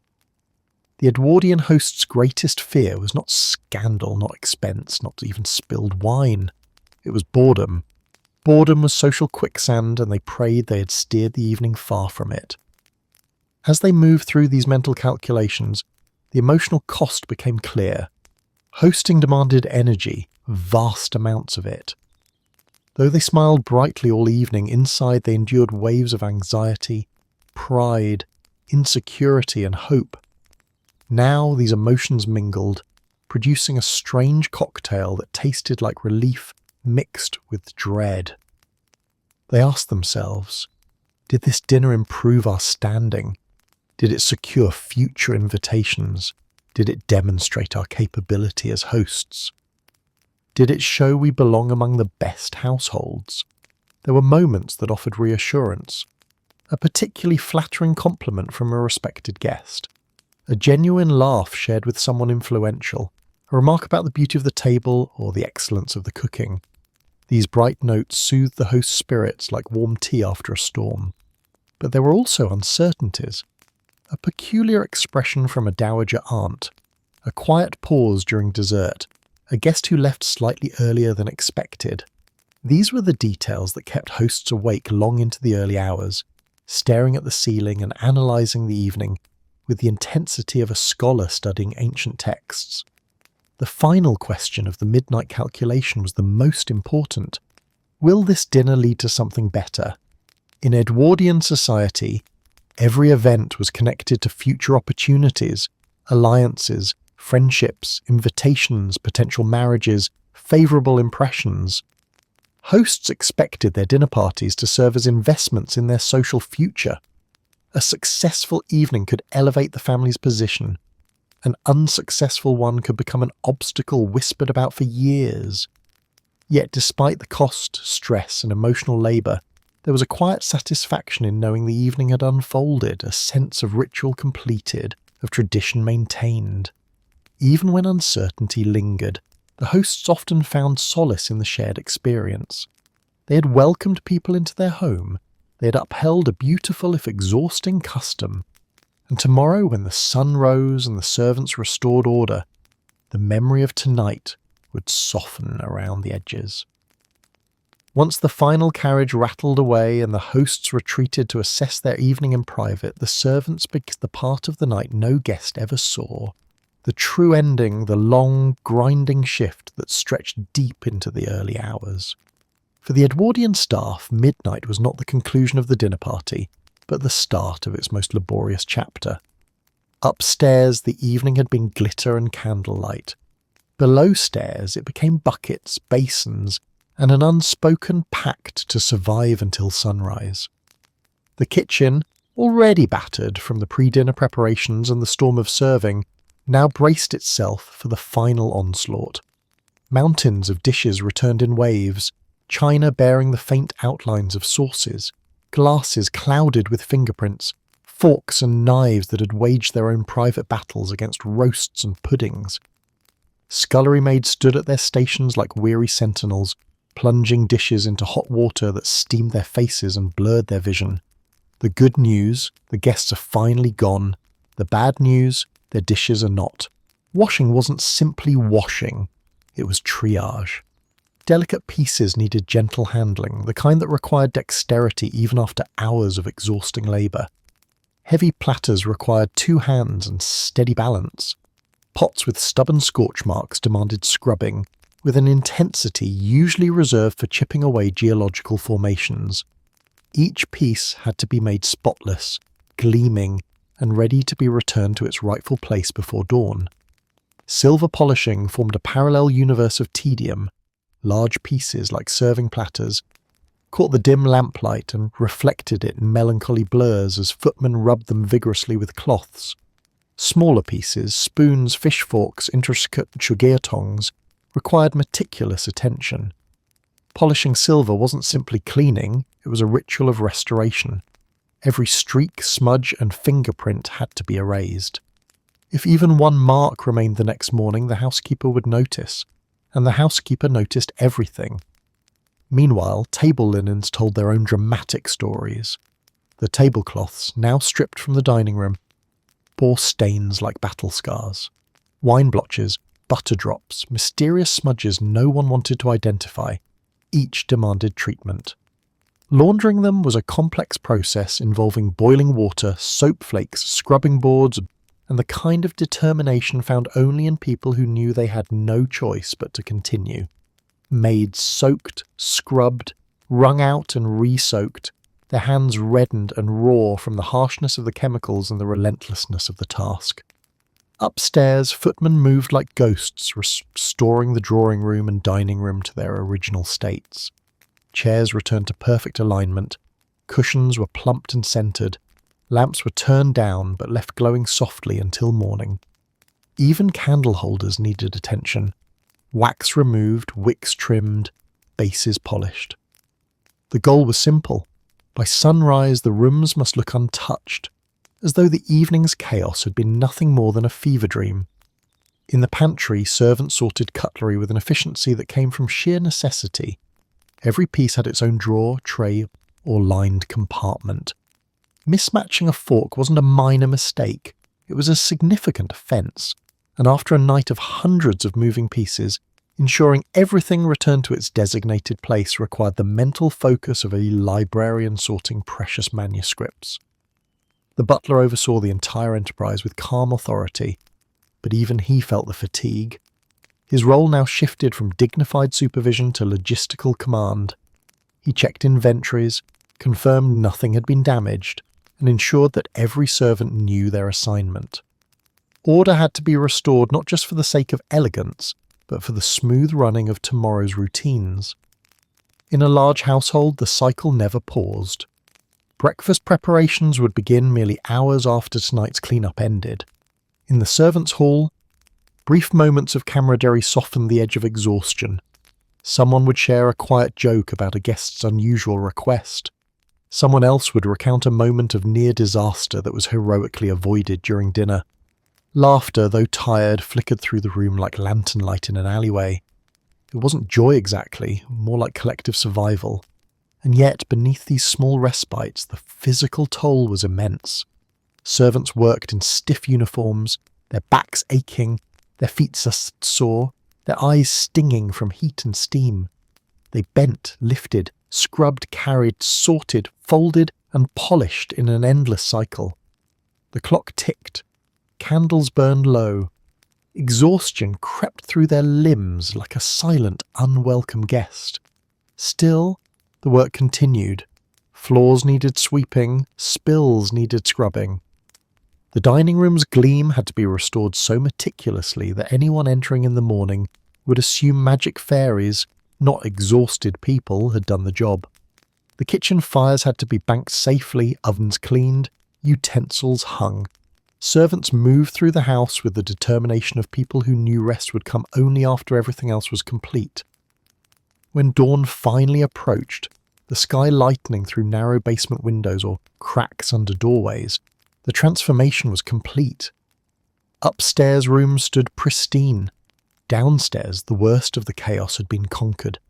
Servants, bleary-eyed and bone-tired, freed themselves from aprons and cloths, their bodies aching from hours of labour that no guest would ever witness. But this unseen work was the backbone of Edwardian domestic life. Without it, the illusion of effortless elegance would crumble. The servants held the household together, night after night, long after the last laugh faded and the final candle died. When the evening finally reached the moment where guests could slip away without appearing rude, a new kind of ceremony unfolded, one far less glamorous than the dinner party itself, but no less governed by etiquette. Leaving an Edwardian dinner party was an event in its own right, a logistical ballet involving cloakrooms, footmen, horses, lanterns, and a surprising amount of sugar still coursing through everyone's veins after dessert. If arrival was grand, departure was chaotic elegance, wrapped in layers of wool and freezing night air. The first challenge was timing. Guests could not door the moment the host glanced at a clock, no matter how desperately their feet throbbed, or how convincing their yawns had become. Leaving too early suggested boredom or dissatisfaction. Leaving too late hinted at a lack of awareness or, worse, a belief that one was too comfortable. The sweet spot was the elusive moment when enough people had begun drifting towards the foyer that you could safely join the migration without being spotlighted as the first or the last. The good news, you can go home soon. The bad news, you must escape with the precision of a jewel thief. Once a guest decided to leave, their first hurdle awaited: the cloakroom. Cloakrooms at Edwardian houses were marvels of organisation that instantly collapsed into chaos the moment more than 3 people entered at once. Rows of heavy coats, fur stoles, gloves, hats and scarves hung neatly, until guests began searching for their own items, at which point everything suddenly resembled an aristocratic rummage sale. The footmen stationed in the cloakroom were responsible for retrieving each guest's belongings without error. A mix-up could be disastrous. Imagine Lady Harbury discovering she had been given the coat of someone with fewer social connections. Or worse, someone with more. Such a switch could become the subject of whispered commentary for weeks. Footmen moved quickly but carefully, scanning tags, matching garments, and avoiding the tragic cloak on the floor scenario, which counted as a household embarrassment of the highest order. Guests hovered anxiously, attempting to look serene while internally pleading that their cloak would be located before frostbite set in. The winter air seeped in through the entry hall, reminding them that outside this warm house lay a night so cold it could freeze ambition. Women clutched their shawls. Men shifted weight between polished shoes that suddenly felt ill-equipped for icy pavement.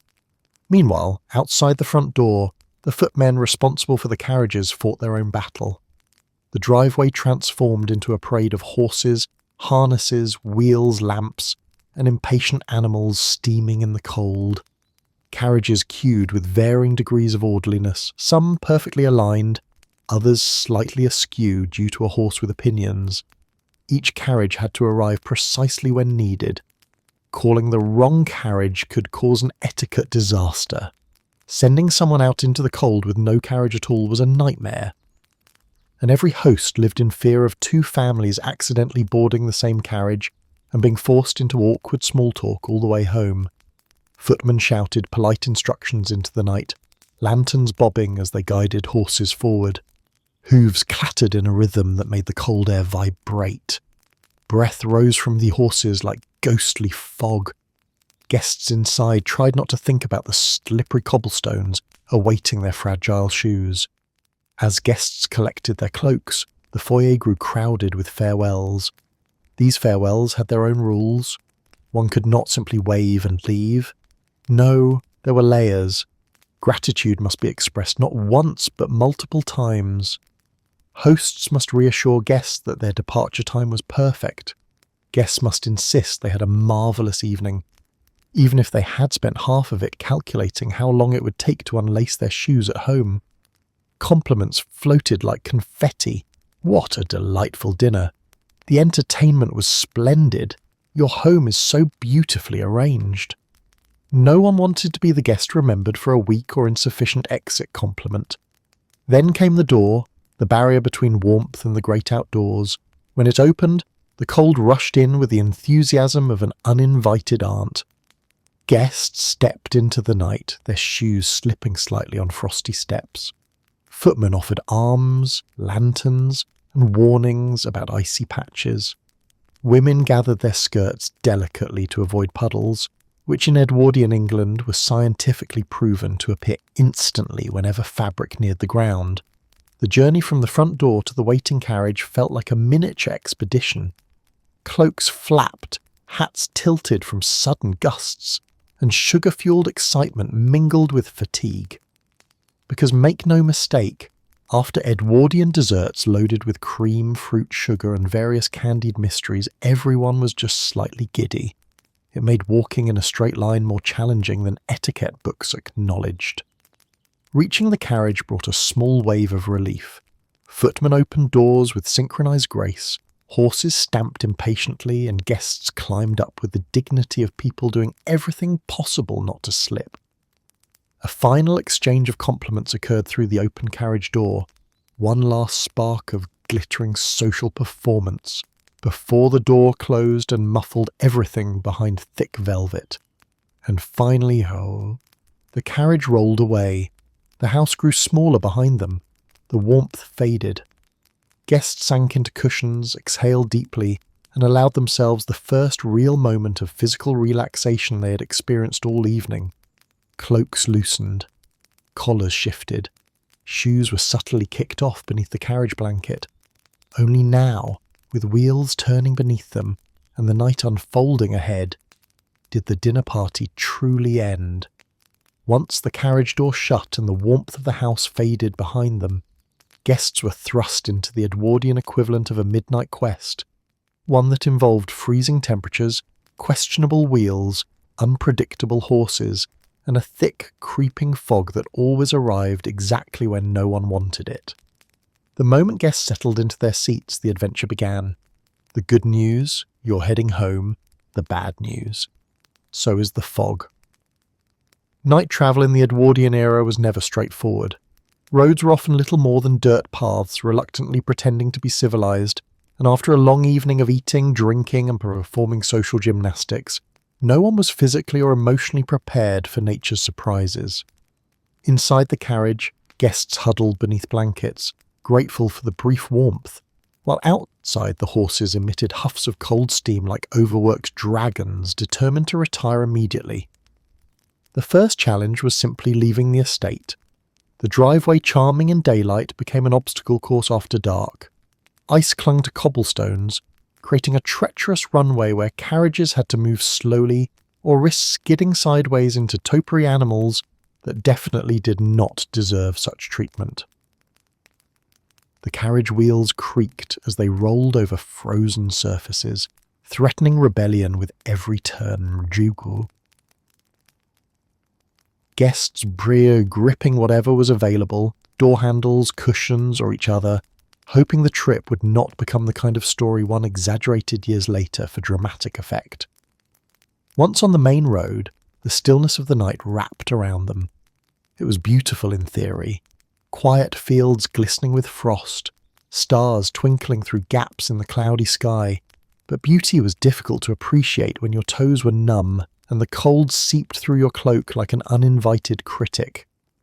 Carriage interiors were never as insulated as their elegant design suggested.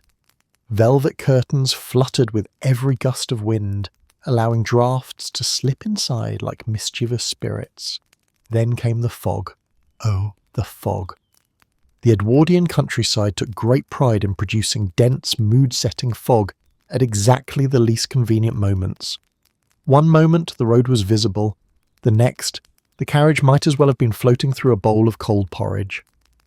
The driver squinted, lantern raised, guiding the horses with the caution of someone navigating both weather and existential dread. The horses slowed, their ears flicking nervously, clearly thinking the same thing every guest was. We should all be asleep right now. Inside, the guests whispered, partly because loud voices felt disrespectful to the eerie landscape, and partly because speaking too energetically might remind them how cold they actually were. Complaints began to blossom diplomatically. "Chillier than expected tonight," someone would murmur, which translated to, "I've lost feeling in at least 3 limbs." Another might comment, "A bit dark on this road," meaning, "I hope we aren't heading into a ditch." Despite the discomfort, there was something intimate about these journeys. Without the scrutiny of the drawing room, guests could finally relax their posture. Cloaks loosened, shoes were pushed off under the blanket. Someone might sigh in relief loud enough to fog the window.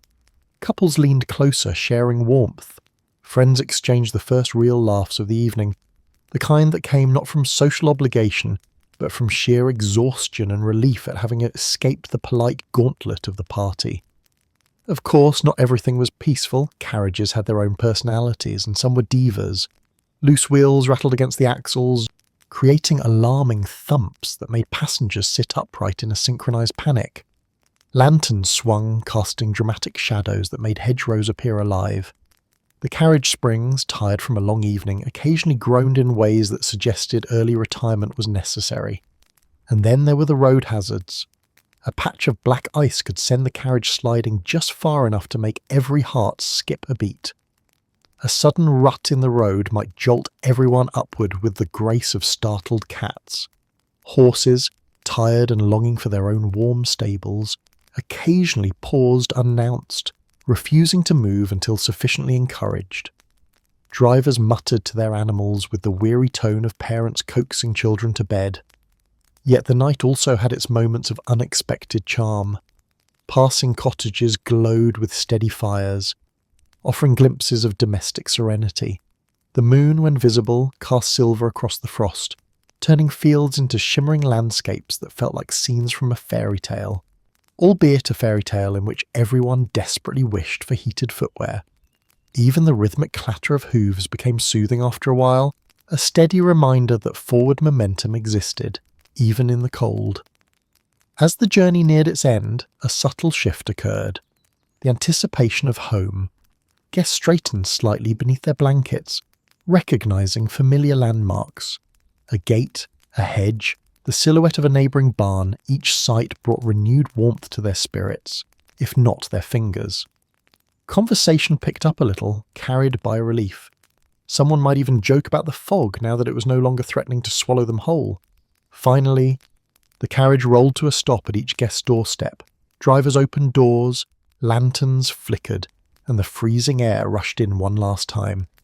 Guests stepped out carefully, cloaks pulled tight, boots crunching on frost. They offered final thanks before hurrying toward the welcoming glow of their homes, where fires waited and beds promised the kind of comfort no dinner party, no matter how grand, could rival. The journey home was never effortless, never warm, and never entirely predictable. But it was part of the Edwardian rhythm.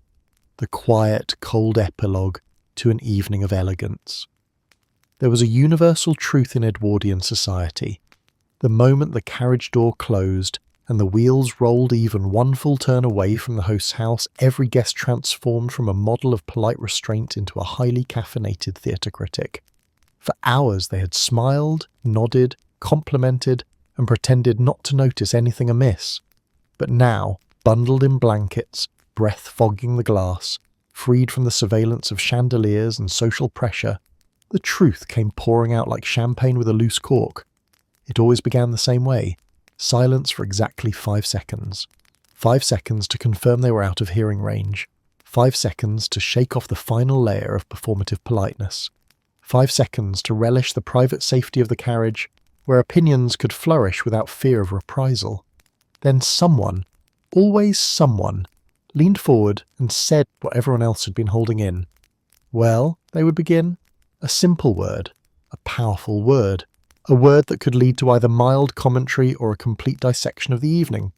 And once well escaped, nothing could stop the avalanche. Food was usually the first target. Guests had eaten course after course without complaint, but now their culinary honesty burst forth. The roast was a tad dry, someone might announce, as though delivering a medical diagnosis. Dry? It was practically historical, another would mutter. And did you taste the sauce? A third would add, lowering their voice theatrically. Ambitious, very ambitious. Desserts, no matter how lovely, were also a fair game. Quite sweet, someone would say, which in Edwardian dialect translated that pudding could have powered a small village. And while they had all praised the presentation earlier, now they felt free to point out that the jelly sculpture seemed to wobble with Melchizedek's intent. From food, conversation slid effortlessly into fashion, an Edwardian favourite. Every gown and coat worn that evening received its turn under the microscopic glare of post-party analysis. Lady Fitzroy does love a feather, someone would remark, implying she loved them a bit too much. That shade of green. Bold choice, another would say with the same tone one might use for a child attempting long division. And her shoes. Lovely, but impossible. I don't know how she remained upright. Men's attire received equal scrutiny, though with a slightly mocking fondness. Did you see Lord Bertram's waistcoat? A touch too tight, one guest would whisper. A touch? I feared for the buttons, another replied. And that tie, good heavens, so aggressive. Entertainment was a goldmine for commentary. Guests had sat politely through singing and piano performances, clapping with impeccable decorum. Now the gloves were off. That dramatic reading, someone would sigh, trailing off because the sigh said everything. The pianist was talented, another would begin diplomatically, but perhaps enthusiastic. My dear, a companion would reply, she attacked those keys like they had insulted her family. And then came the social moments, every awkward pause, every odd comment, every conversational tangent that had rippled through the room. Did you notice Lord Winthrop kept interrupting himself? Lady Harrington told that story about her roses again, the same one she told last year. Sir Peter fell asleep for a moment, I swear, his eyes closed. Briefly, but closed. Minor incidents grew into legends during the short journey home. The mispronounced word during a toast, the man who almost dropped his brandy glass, the woman whose bracelet attempted to flee during dessert. Everything was fair game, and every retelling gained just a touch more flourish. Decor came next, and guests critiqued it like seasoned art historians. The flowers were beautiful, but the arrangement leaned ever so slightly. The centrepiece was exquisite but enormous. I couldn't see half the table. Did you notice the painting in the hall was crooked? Only by a degree, but it was absolutely crooked. No hostess escaped unscathed. Even the most gracious gestures became fuel for affectionate analysis. She did beautifully, someone would say. Oh yes, another agreed, though she did float rather quickly through the drawing room, nerves, perhaps. Or the shoes, a third would add wisely. Her shoes looked dangerous. Yet these critiques weren't unkind, not really. They were a deeply Edwardian form of decompression. After hours of behaving perfectly, people needed to relax, to release tension, to laugh. There was relief in admitting the night hadn't been flawless. Imperfection made the evening memorable, and made everyone in the carriage feel wonderfully human again. But amid the teasing and commentary, guests also shared genuine praise. The conversation at dinner was surprisingly lively. The host was warm and attentive, and the table looked absolutely stunning. Because for all its faults and quirks, a dinner party was still a treasured ritual. One worth analysing, yes, but also one worth appreciating. Guests might leave with cold toes, rumpled clothes, and fog-frizzed hair. But they also carried stories, laughter, and the secret satisfaction of having survived yet another night of Edwardian performance. By the time they reached home, the critiques softened into yawns, replaced by thoughts of warm beds waiting upstairs. Tomorrow the stories would continue, edited, embellished, reshaped, but always rooted in those first whispered truths shared in the carriage shadows. Once the last carriage rattled away and the echo of polite farewells faded into the night, the servants, stiff, tired, and smelling faintly of starch and steam, finally reached the moment they had earned, the secret post-mortem review.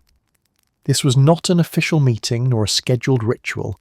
It emerged naturally, inevitably, whenever servants found themselves together afterward, sleeves rolled up, the household finally quiet, and the emotional pressure lifted. The hierarchy still existed in theory, but in these precious minutes, everyone, from maids to footmen to the butler himself, shared the same confidential thrill. The guests had left. Now the truth could begin. Nothing bonded a staff quite like comparing notes on the aristocracy they had just spent hours serving. The good news, gossip makes the labour move faster. The bad news, there's always plenty to talk about. The review usually began while clearing the last traces of the evening. A footman returning from the foyer with abandoned gloves or a forgotten fan would mutter something like, "Lord Beresford nearly took the candlestick with him. Again." Immediately heads lifted. This was the spark. Another footman, wiping down the dining table, would respond, "Better than Lady Harbury, who seems convinced silver spoons are complimentary souvenirs." That did it. The room warmed instantly with suppressed laughter and knowing looks. Servants kept incredibly sharp mental records, better than any social secretary, because they were the invisible observers of everything. They saw the details no guest noticed. The glances exchanged, the moment someone's smile tightened, the way a guest's appetite mysteriously improved whenever the expensive dishes arrived. It was not malice, it was survival. Working in a grand house meant learning how people behaved when they believed no one important was watching. Footmen began listing near disasters from the evening, each recounting framed with the heroic restraint they had shown at the time. The tall one, what's his name? The one with the loud laugh? Nearly knocked over the decanter. He didn't. Again? Oh yes, I caught it mid-air. Should have earned a medal, if you ask me. The scullery maids chimed in, elbow deep in dishwater. That same gentleman left a fork in his soup bowl. A fork? Who eats soup with a fork? Another maid would shake her head, as though personally offended on behalf of soup. Then came the perfume critiques, a staff favourite. Servants had strong opinions on scent, not because they were picky, but because they experienced these fragrances at close range, repeatedly. Lady Whitmore's perfume arrived 5 seconds before she did. "And stayed 5 minutes after she left," someone added. "I swear it stunned Mrs. Allen's cat. Poor creature hasn't blinked since." These comments weren't cruel, they were cathartic. Servants had spent the entire night being perfectly neutral and impeccably respectful. Now their humanity returned in bubbles of humour and shared exasperation. The butler, even in this relaxed state, maintained a certain dignity, but he too participated. He would sit near the pantry door, sipping weak tea like a weary general reviewing the outcomes of a battle. Lord Pembroke tried to flirt with the new parlour maid, he announced. Not with outrage, but with the exhausted tone of a man dealing with recurring weather. A collective groan swept the room. "He does that to every new girl," one maid said. "He does that to every new plant," another replied. Then there were the fashion tragedies, memorably, painfully visible from the servant vantage point. "Did you see Mrs. Oldershaw's feathers? Looked like she'd been attacked by an ambitious pigeon." "The lace on Lady Merriweather's gown got caught in the door when she arrived." "No." "Oh yes, nearly dragged half her skirt inside out. She pretended it was a breeze." Rooms filled with soft laughter that made the work feel lighter. But it wasn't all comedy. Sometimes servants discussed genuine concerns, the guest who consistently spoke rudely to staff, the one who drank too quickly, the one who made snide remarks just loud enough to sting but quiet enough that the host wouldn't hear. "Mr. Haldon snapped his fingers at me," a footman might say. Another footman replied, "Next time he does that, I swear I'll pretend I didn't hear him." "Pretend?" someone muttered. "I'd go deaf on the spot." Still, the post-mortem also included admiration. Servants noticed kindness instantly. "Lady Wren thanked me by name," a maid would say, pride softening her tiredness. The young gentleman in blue helped his mother with her shawl. Very proper. And the quiet lady by the window left her place as neat as a chapel pew. These moments mattered. They made long nights feel a little less punishing. And then, of course, came the intel, the subtle, fascinating insights only servants collected, who arrived looking cheerful but left looking furious, who avoided sitting next to whom, who glanced longingly at someone else's spouse, who seemed lonely, who seemed jealous, who seemed happier than usual. Servants didn't just observe social life, they understood it. They saw what the guests hid behind fans, masks, and perfect posture. Their whispered conversations stitched together the real tapestry of the evening, one invisible to the glittering world upstairs. By the time the review wound down, the staff felt lighter, bonded, and strangely triumphant. They'd carried the dinner party on their backs, quietly, efficiently, invisibly, and sharing their stories was the only celebration they got. At last, yawns spread. Someone stretched. Someone else rubbed their eyes. The house had fallen into a deep, peaceful silence, and the lamps glowed low. The night's frustrations had been aired and laughed away. Now only the final tasks remained before they could collapse into bed. When the last guest departed and the final echo of footsteps dissolved into the hallway, the dining room, so magnificent only hours before, felt like the ghost of a celebration. It was the moment no Edwardian host ever wanted guests to witness. The aftermath. The dining room looked less like a cathedral of etiquette and more like evidence from a genteel disaster scene.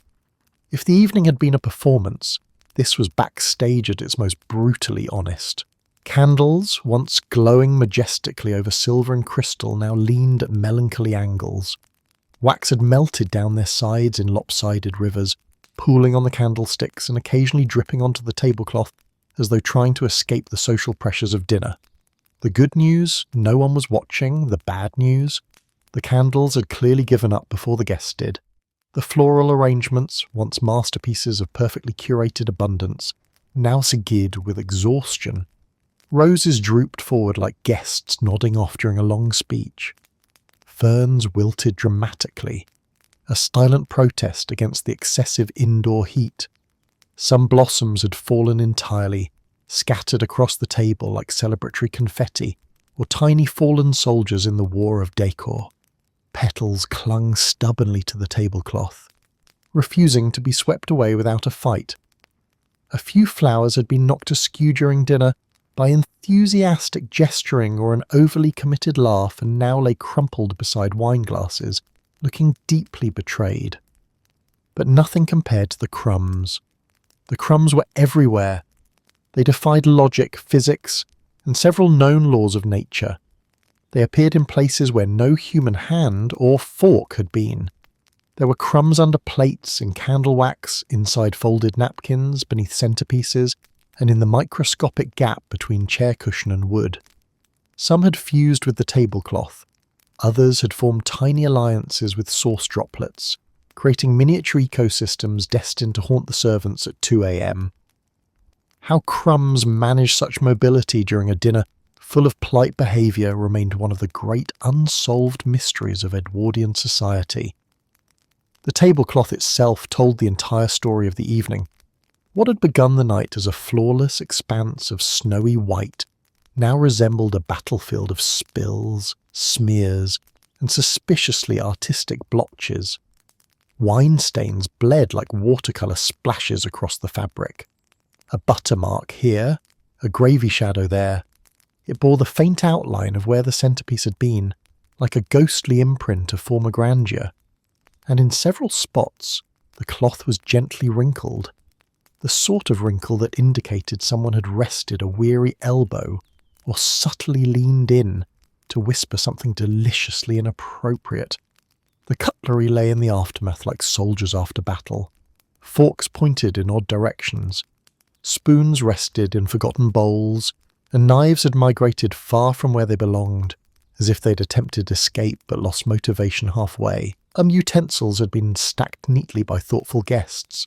Others had been abandoned at the reckless angles, half covered by their napkins or leaning precariously against glasses. Every piece would need attention, washing, polishing, resorting, before it could be presented again with its earlier dignity. Chairs provided another puzzle. During the meal they had marched in perfect formation around the table, aligned like loyal attendants. Now they existed in a surreal tableau. One was slightly crooked, another was pushed too far back.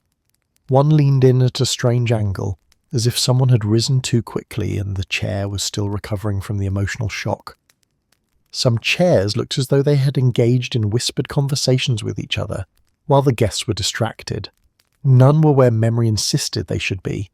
Soft traces of the evening lingered in the air, the faint mingling scents of wine, perfume, roasted meats, extinguished candles, and the subtle top note of human exhaustion. It was the ghost of hospitality, the aromatic echo of 12 courses, countless conversations, and an unspoken collective agreement to pretend everything had been effortless. The floor revealed even more secrets. No matter how carefully guests ate, crumbs and droplets had found their way down like over-enthusiastic explorers. A stray olive pit, a piece of something that might once have been lettuce, a tiny puddle of something definitely once liquid. Servants would sweep through later, rescuing the dignity of the room with quiet efficiency. Napkins sagged in dishevelled piles, never folded the same way twice. Some still held traces of lipstick. Others contained evidence of discreet food adjustments, the quiet pushing aside of something guests refused to eat but also refused to acknowledge. One napkin had been folded so precisely it suggested an exhausted perfectionist. Another had been crushed into a shape that implied someone had been having a very intense conversation. And the glasses, oh the glasses, their shimmering beauty had faded into a forest of fingerprints and watermarks.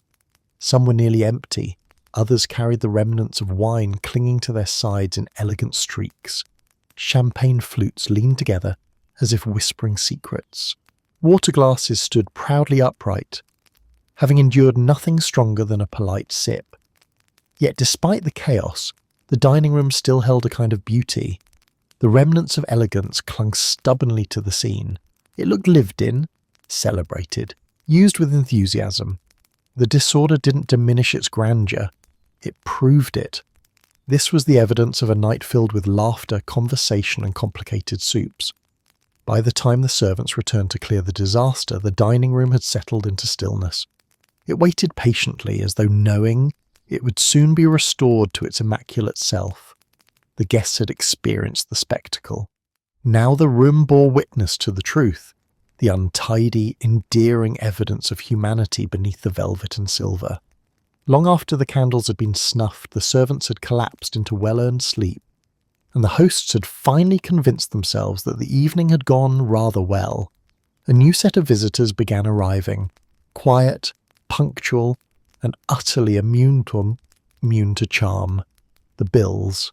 They appeared over the next several days like uninvited guests with excellent timing and terrible manners, each envelope a reminder that elegance in Edwardian society came with a price tag large enough to make even the wealthiest families reconsider the meaning of hospitality. The first envelope was usually harmless looking, a crisp piece of paper in a neat hand. But inside, the account for food. And not just food, but the kind of lavish imported, hand-selected ingredients required to impress a room full of people who had all been raised to spot mediocrity at 50 paces. The price of the fish alone, caught at dawn, transported from a distant coast, packed in ice like a royal treasure, could make a host sit down abruptly. Then there were the meats, the fruits, the elaborate pastries, the candied delicacies that required a small brigade of kitchen staff to construct. The good news, everyone enjoyed the meal. The bad news, that single dinner could have fed a small town. Next came the coal bill. Edwardian homes devoured coal with the enthusiasm of hungry dragons. A dinner party required fires in nearly every occupied room, the drawing room, the dining room, the entry hall, sometimes even the spare rooms in case a guest wandered off or caught a chill. Coal was not optional, it was the backbone of comfort. And comfort was non-negotiable in society where a slightly chilly guest could whisper about your poor standards for months. So the bill for coal arrived, thick as a novella, reminding the host that atmospheric charm had a precise financial weight. Then inevitably came the flowers. Oh, the flowers! The magnificent centerpieces that had wilted by dessert now demanded payment with all the delicacy of a hammer. Florists charged for rarity, for arrangement, for transportation, and for the sheer artistry of making a table look like a botanical celebration.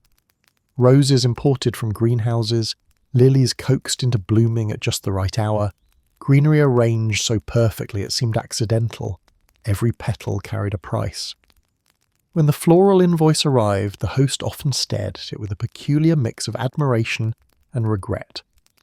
If the evening included music, and many Edwardian dinners did, another bill followed. Musicians, even modest ensembles, charged handsomely for their presence. They charged even more if they had to stay late, wear specific attire, or perform difficult pieces, and if the host had hired a particularly accomplished pianist or a string quartet. The invoice could rival the annual income of a comfortable household. Beauty was expensive, harmony cost extra. Servants' overtime appeared next, itemized with clinical precision. Footmen who stayed an extra hour, maids who worked past midnight, cooks who arrived before dawn to prepare, only to leave well after the last pot had been scrubbed. None of this labour was optional. A seamless Edwardian dinner required armies. Not armies with swords, but armies with aprons, polishing cloths, trays, and the uncanny ability to anticipate a guest's needs before the guest realised they had one. Then there were the unexpected bills. Additional hors d'oeuvres ordered last minute when the guest count mysteriously grew. Imported chocolates that had seemed necessary at the time. A rushed delivery of wine to replace the bottles a certain uncle was known to drain too quickly. Rent for additional seating. Repairs for the porcelain dish that met an unfortunate end when an overly enthusiastic toast went slightly off balance. These invoices arrived with no regard for the host's emotional readiness. Some came in envelopes so thin they seemed innocent, until unfolded, revealing numbers that could make even a confident aristocrat consider fainting. Others came in thick, heavy envelopes that simply felt expensive before they were opened. All carried the same message. Grandeur had its costs, and those costs did not care about your social aspirations. But the most powerful bill wasn't delivered on paper, it arrived quietly, internally, the psychological invoice. The host felt it the moment they tallied everything. It wasn't just money, it was the weight of having invested so much of oneself into a single evening. The planning, the worrying, the effort to impress, the hopes for a splendid reputation, the fear of missteps, the longing for praise, it all added up. The psychological bill whispered questions. Was it worth it? Did we gain anything socially? Did we overspend? Will we have to host again to maintain the momentum? Will that next dinner cost even more? The emotional taxation was real, and unlike the actual invoices, it didn't disappear once paid. It lingered like the scent of extinguished candles, subtle, faint, but unmistakable. And yet despite the financial avalanche, The hosts often reached the same conclusion. Yes, it had been costly. Yes, the numbers were outrageous. Yes, the psychological toll was substantial. But in Edwardian society, hosting well wasn't simply an option. It was part of maintaining one's place in the world. A grand dinner earned admiration, strengthened alliances, and opened doors. It positioned the family exactly where they wished to stand, in the warm centre of social life, not outside looking in. By the time the last bill was paid and the ledger closed with a reluctant acceptance, the host knew only one certainty. They would do it again. Not because it was easy or affordable or relaxing, but because a single evening of splendour held more power than any amount of coal or candied fruit. Mourning in an Edwardian household after a dinner party did not arrive gently. It landed. It hit the house like a polite but unstoppable avalanche of consequences. The grand event was over, but now everyone, hosts, guests, servants, had to live with the physical, emotional and social aftermath. If the night before had been sparkling champagne, the morning after was the hangover version of reality, quieter, slower, dimmer and much more honest. For the hosts, the day began not with the triumphant satisfaction of a successful evening, but with the groggy disorientation of people who had spent far too many hours smiling, performing and pretending they weren't deeply stressed. They woke with stiff necks from too much nodding, aching cheeks from too much polite laughter, and throats that felt scraped from constant pleasant conversation. And if they had joined the men for brandy after dinner, their heads throbbed gently like someone using a very small but persistent hammer. Still in their dressing gowns, they shuffled toward the breakfast, moving with the defeated grace of people who had given their all to society and now wanted nothing more than to collapse into a chair. The good news? Breakfast would arrive soon. The bad news? It was unlikely to cure whatever emotional or physical state they were now in. Breakfast in a post-dinner party household always ran late. No one had the energy for punctuality. Even the servants, disciplined and industrious though they were, walked more slowly, spoke more softly, and carried trays with the caution of people whose joints had filed formal complaints overnight. The housekeeper, normally a force of nature, moved as though she had been wrung out like a tablecloth. The cooks, having worked through the night, stirred porridge with the detached, philosophical air of people reconsidering their life choices. But though fatigue reigned, the house was not quiet, not really. What filled the air instead was social analysis. Hosts sat at the breakfast table, sipping tea with trembling determination, and asked the questions that would shape their entire morning. How do you think it went? Did everyone seem comfortable? Did Lady Harbury enjoy the soup? I think Lord Pembroke laughed too loudly. Was that good or bad? Every tiny detail from the previous night resurfaced to be examined under the scrutiny of hindsight, which was both sharper and crueler than any guest's opinion. Even the most trivial moments suddenly felt enormous did the candles flicker too aggressively. Did anyone notice the moment the pianist nearly missed her cue? Was the dessert carried in too quickly, too slowly? Was any guest offended? Did anyone look bored? Hosts relived every second with the intensity of historians analysing ancient documents for hidden meaning. But they weren't the only ones conducting a review. Across town, in dozens of elegant homes, the guests performed their own morning ritual. Gossip over breakfast trays. They discussed the evening while nursing mild headaches, sipping black tea and nibbling toast with the energy level of Victorian ghosts. Couples traded notes. The flowers were quite spectacular, one might say. Yes, though the centrepiece was perhaps enthusiastic, their spouse replied diplomatically. Friends wrote letters or made early visits to one another. Did you notice the host's expression when the sauce spilled? Do you think Lady Winslow wore that dress on purpose? Was the reading meant to be humorous? Rumours fluttered around drawing rooms like restless birds. Nothing malicious, well, not always. But the dinner inevitably became fodder for gentle commentary. Everyone had spent so much effort pretending to be perfect the night before. Now they needed the relief of discussing imperfections, preferably while wrapped in blankets. Back in the host's home, The servants were completing the last of the Herculean tasks left over from the night before. Bedrooms were tidied, carpets were swept. The kitchen, which had finally cooled after its volcanic workload, needed reorganizing. Silver needed storing. Leftover dishes from late-night polishing needed returning to their proper cabinets. The dining room had to be restored to full glory, chairs aligned, tablecloth replaced, candles removed. If anyone entered the house that afternoon, they would never guess that the night before had involved 12 courses, smoke, chaos, and a near mutiny of chairs. And all the while, the host drifted around the house in a state best described as emotional collapse with manners. Every compliment from the night before now replayed in their mind as reassurance. Every neutral comment replayed as possible warning. Every pause during dinner now felt like a referendum on their hosting skills. Their nerves stretched thin the night before, now frayed quietly. They alternated between pride and panic. Pride because they had pulled off an enormous social event that required coordination, charm, and infrastructure.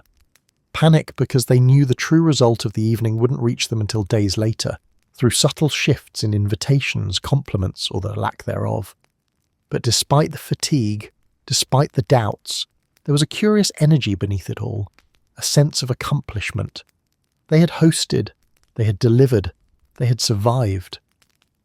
By midday, the house began to return to normal.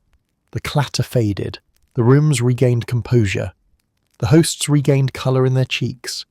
And though no one said it aloud yet, the cycle had quietly begun again.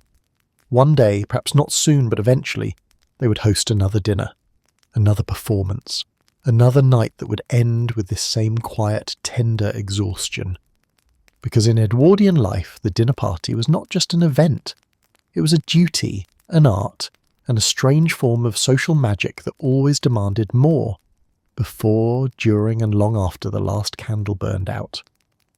To the casual observer, an Edwardian dinner party might appear to be nothing more than a lavish evening of food, candlelight, and polite conversation. But beneath the silverware, the chandeliers, and the faint aroma of roasted pheasant lay the beating heart of Edwardian society itself. These dinners were not simply social events, they were mechanisms through which power shifted, alliances formed, reputations rose or fell, and the entire cultural structure of the era maintained its careful balance. The true influence of a dinner party extended far beyond the dining room walls. It rippled through drawing rooms, parlours, councils, and even future generations.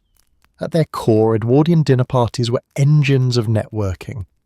Invitations were not distributed casually, they were strategic investments. Being invited meant you were relevant. Accepting meant you recognised the value of the room you were entering.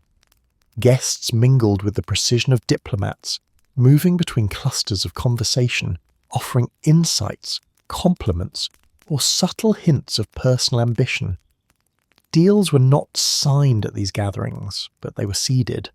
A politician might meet a wealthy industrialist and discover shared interests. A landowner might spot a business opportunity in a casual remark. And a host orchestrating the seating plan could strategically place two people together in hopes of watching influence blossom across the tablecloth. The class hierarchy, already deeply entrenched, found reinforcement in every fork and every etiquette rule. The ritualistic nature of the evening, the proper order of courses, the correct posture, the expected tone of conversation reminded everyone exactly where they stood. Nobility sat at the centre of attention. Rising professionals hovered at the edges. Decorative but socially useful individuals filled in the gaps. Dinner parties were the theatre in which class was not only displayed but rehearsed. Even the smallest detail carried weight. The way a guest arrived, the grace with which they spoke, the subtlety of their humour. These things mattered because they signalled belonging, or the lack of it. But perhaps nowhere was the influence of dinner parties felt more keenly than in the marriage market. Young men and women attended these evenings with a dual purpose: to enjoy themselves, yes, but also to observe, assess, and be observed. A well-coordinated dinner party was the Edwardian equivalent of an elite matchmaking service. under the glow of candlelight, with music drifting through the drawing room and the air thick with anticipation. Glances were exchanged that could redirect the path of entire families. Parents evaluated potential matches based on behavior, conversation, and posture.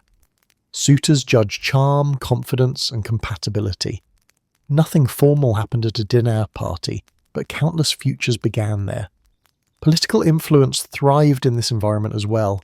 Many lawmakers of the era found that policy decisions were softened or sharpened over brandy and cigars rather than in Parliament. A small suggestion made during dessert could later crystallize into a legislative idea. A whispered frustration shared between influential guests might shift the tide of opinion in the weeks to come. Edwardian politics relied heavily on networks, and networks relied on dinner parties. It was not corruption so much as social pressure, etiquette, diplomacy, and the subtle leverage of shared experiences. Social power evolved inside these rooms too. Hosts who consistently delivered flawless, interesting, and well-attended dinners rose in prestige. Their homes became gathering points for the culturally, economically, and politically relevant. People began associating them with refinement, competence, and social magnetism. A celebrated host wielded influence simply by opening their doors. Meanwhile, a poorly managed dinner party could damage reputation more efficiently than a scandalous headline. Guests noticed everything from the temperature of the soup to the pacing of the evening, and remembered those details when deciding whether the household was worth aligning with. What made dinner parties especially potent was that their impact was quiet. Nothing outwardly dramatic occurred. People sat, they ate, they spoke, they smiled, and yet, in those controlled hours, fortunes shifted. Old alliances dissolved. New ones emerged. The social landscape rearranged itself with the delicacy of lacework, intricate, fragile, intentional. They also functioned as cultural mirrors. Through the food served, one could track global trade. Through the fashion displayed, one could trace shifting tastes. Through the entertainment chosen, one could sense the age's artistic values. A dinner party was not just a gathering, it was a living exhibition of Edwardian ideals, anxieties, aspirations, and contradictions. The world outside might be rumbling with industrial change, political tension, or social unrest. But inside the dining room, the illusion of stability prevailed. Perhaps that was their greatest function, maintaining equilibrium. Edwardian society depended on rituals that validated its own structure, and nothing performed this duty more elegantly than a dinner party. It reassured the upper classes of their importance. It gave the ambitious a stage. It offered the uncertain an opportunity to observe. It held the community in place through ceremony, courtesy, and candlelight. For all their glittering surfaces, Edwardian dinner parties were less about luxury and more about continuity of power, of status, of cultural identity. They shaped society not through force but through expectation, through tradition, through the subtle gravitational pull of belonging. The Edwardian dinner party, once the glittering backbone of social life, did not collapse suddenly. It unraveled slowly, thread by thread, as the world shifted beneath its polished floors.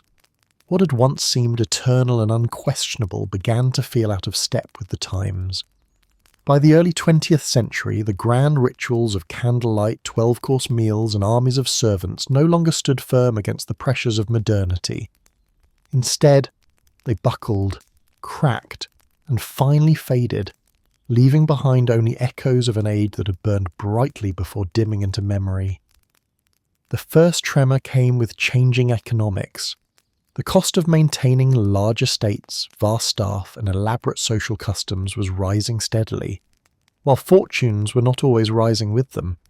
Industrialization was creating new wealth but also destabilizing old hierarchies.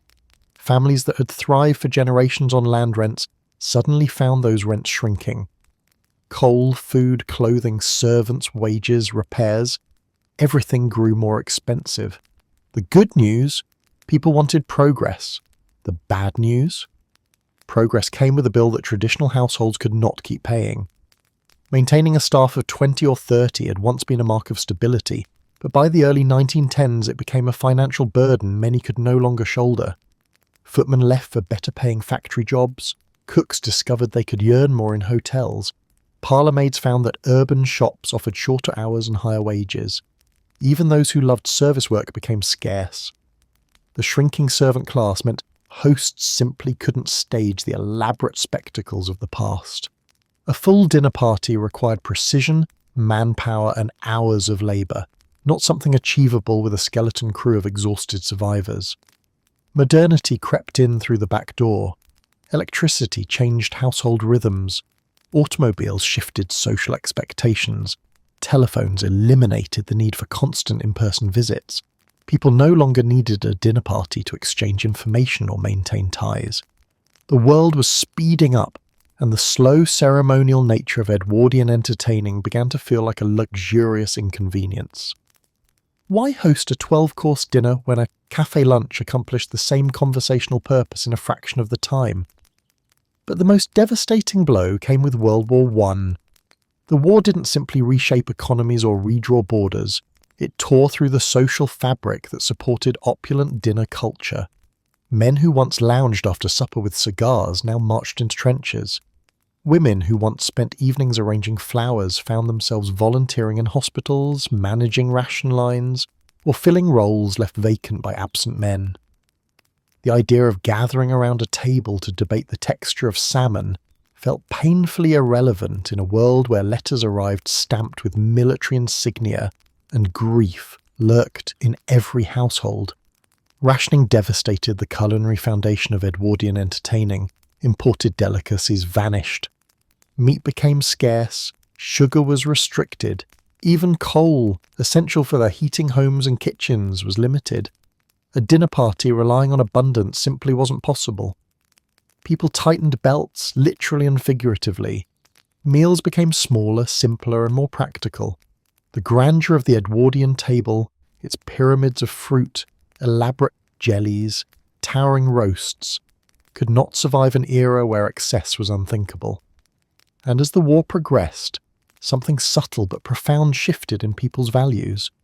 The young men and women who returned home, or who grew up during the war, no longer embraced rigid social rituals with the same devotion as their parents. They questioned traditions that once seemed sacred. They valued authenticity over ceremony, companionship over spectacle, and practicality over performance. Social life moved toward dances, cinema outings, and informal gatherings that welcomed spontaneity, laughter, and modern sensibilities. Houses shrank, staff numbers dwindled, dinner tables became smaller, more intimate, less theatrical. The ornate silver remained stored in drawers more often than it was polished. The grand dining rooms, once centres of power and social choreography, became relics, beautiful, yes, but dormant. Even when families attempted to revive the old traditions, the spark was gone. The world had changed too much, too quickly. The decline was not mourned equally. Some hosts felt relief. No longer did they need to spend fortunes on meals that served more reputation than nourishment. No longer did they need to maintain a household twice the size of their actual family. Servants too often felt liberated, more choices, more personal freedom, more dignity in new professions, but there was also nostalgia. Older generations missed the elegance, the structure, the sense of belonging to a world governed by shared expectations. By the 1920s, the Edwardian dinner party survived only in pockets, stubborn households clinging to rituals that now felt like imitations of a lost era. The younger hosts preferred buffet suppers, cocktail hours, and shorter, livelier meals. The 12-course epic faded into history, and with it went the entire universe surrounding it. The choreography, the etiquette, the staff hierarchy, the silent judging, the intricate seating plans. What remained was memory. The Edwardian dinner party had shaped a society, defined a class, and orchestrated countless personal stories, but its decline was inevitable. The world no longer had space for such delicate or costly rituals. And though its glitter dimmed, the echoes remained in diaries, in novels, in the surviving silver that families passed down, and in the stories people still tell about how things used to be. From the outside, the Edwardian dinner party looks like a magnificent contradiction. A ritual so elaborate, so demanding, so wildly impractical that it seems astonishing anyone ever agreed to host one, let alone consider it a normal part of life. Yet for the Edwardians, these evenings weren't strange at all. They were the natural expression of who they were, what they valued, and how their world functioned. The good news, you survived an Edwardian dinner. The bad news, your wallet and your servants did not. To understand why this lifestyle made perfect sense to them, you have to imagine a world shaped by duty, hierarchy, tradition, and pride. Edwardians didn't simply host dinner parties, they inhabited them. The rituals were stitched into the fabric of their identity. A household's reputation was not built on land alone, nor on titles or wealth, but on its ability to perform social excellence. Hosting was not an indulgence, it was a responsibility, a declaration of competence, refinement, and belonging. This mindset began early. Children born into upper-class families grew up watching their parents navigate these gatherings with poise. They learned how to greet guests, where to sit, when to speak, how to compliment without sounding fawning, and how to maintain a pleasant expression even while digesting 10 consecutive courses. These lessons weren't optional. They were part of becoming an adult who could operate inside a rigid social machine. Performing elegance became second nature. By the time they reached adulthood, dinner parties felt no more unusual than brushing one's hair. The Edwardians also lived in a world where hierarchy was not just accepted, it was celebrated. Society needed visible markers of status, and the dinner party delivered them in abundance. The table settings, the servant-to-guest ratio, the complexity of the meal, the subtle choreography of movement, all reinforced the idea that certain people lived atop a carefully constructed pyramid. This wasn't arrogance, it was structure. The rituals reassured everyone that life followed an orderly pattern. The world made sense when the candles were lit at the proper height and the fish course arrived on time. There was pride too, immense pride in maintaining a household so beautifully orchestrated. A flawlessly executed dinner party showed that a family was not merely wealthy, but competent. It demonstrated mastery over chaos. Behind the scenes, of course, chaos existed in abundance. Hot kitchens, frantic servants, pot lids rattling like artillery fire. But none of that touched the dining room. For guests, the night unfolded like a play whose set never shifted and whose actors never stumbled. The host's success lay in making difficulty invisible. And if the soup arrived lukewarm, well, that was not due to incompetence but to the architecture of the ritual. Food travelled through a complex pipeline of servers, footmen and presentation protocols before reaching the table. Guests accepted this as part of the experience. One did not attend a dinner party for temperature accuracy. One attended for ambience, for community, for placement within the social constellation. Worldviews shaped by empire also played a role. Edwardians believed their society was the pinnacle of modern civilization. The empire stretched across continents, bringing goods, ingredients, and influences from far beyond British shores. Exotic fruits, spices, wines, these were symbols of national grandeur. Serving them affirmed the household's participation in the broader imperial narrative. Hosting a splendid dinner was, in its way, a miniature reenactment of England's global reach. And beneath all of this lay something deeply human, the need to belong, the desire to be seen, recognised and admired. Dinner parties helped Edwardians find their place in a vast social puzzle. Whether they were forging alliances, showcasing their tastes, strengthening family standing, or simply ensuring they wouldn't be forgotten, these gatherings offered a stage where everyone could perform the role society expected of them. But acceptance didn't mean ease. Even Edwardians privately acknowledged the exhaustion. They joked about how long the evenings lasted, how many dishes circulated, how stiff the collars were, how complicated the etiquette had become. Yet they also laughed about it, their version of communal coping. It was much like standing in the rain at a prestigious event, miserable in the moment, but deeply satisfying in what it represented. Servants too accepted the structure because it provided stability.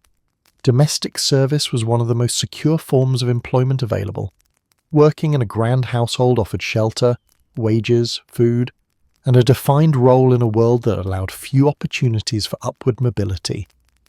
Though the labour was grueling, the system itself felt predictable, and predictability was a luxury in its own way.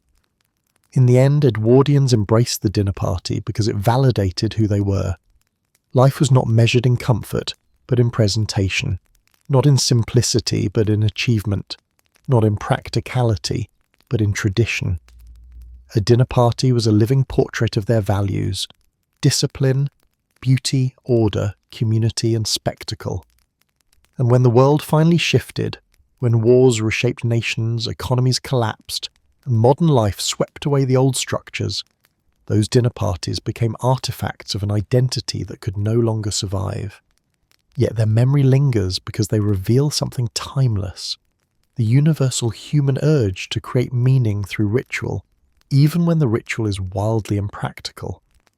For the Edwardians, it wasn't madness. It wasn't excess for excess's sake. It was normal because it was theirs.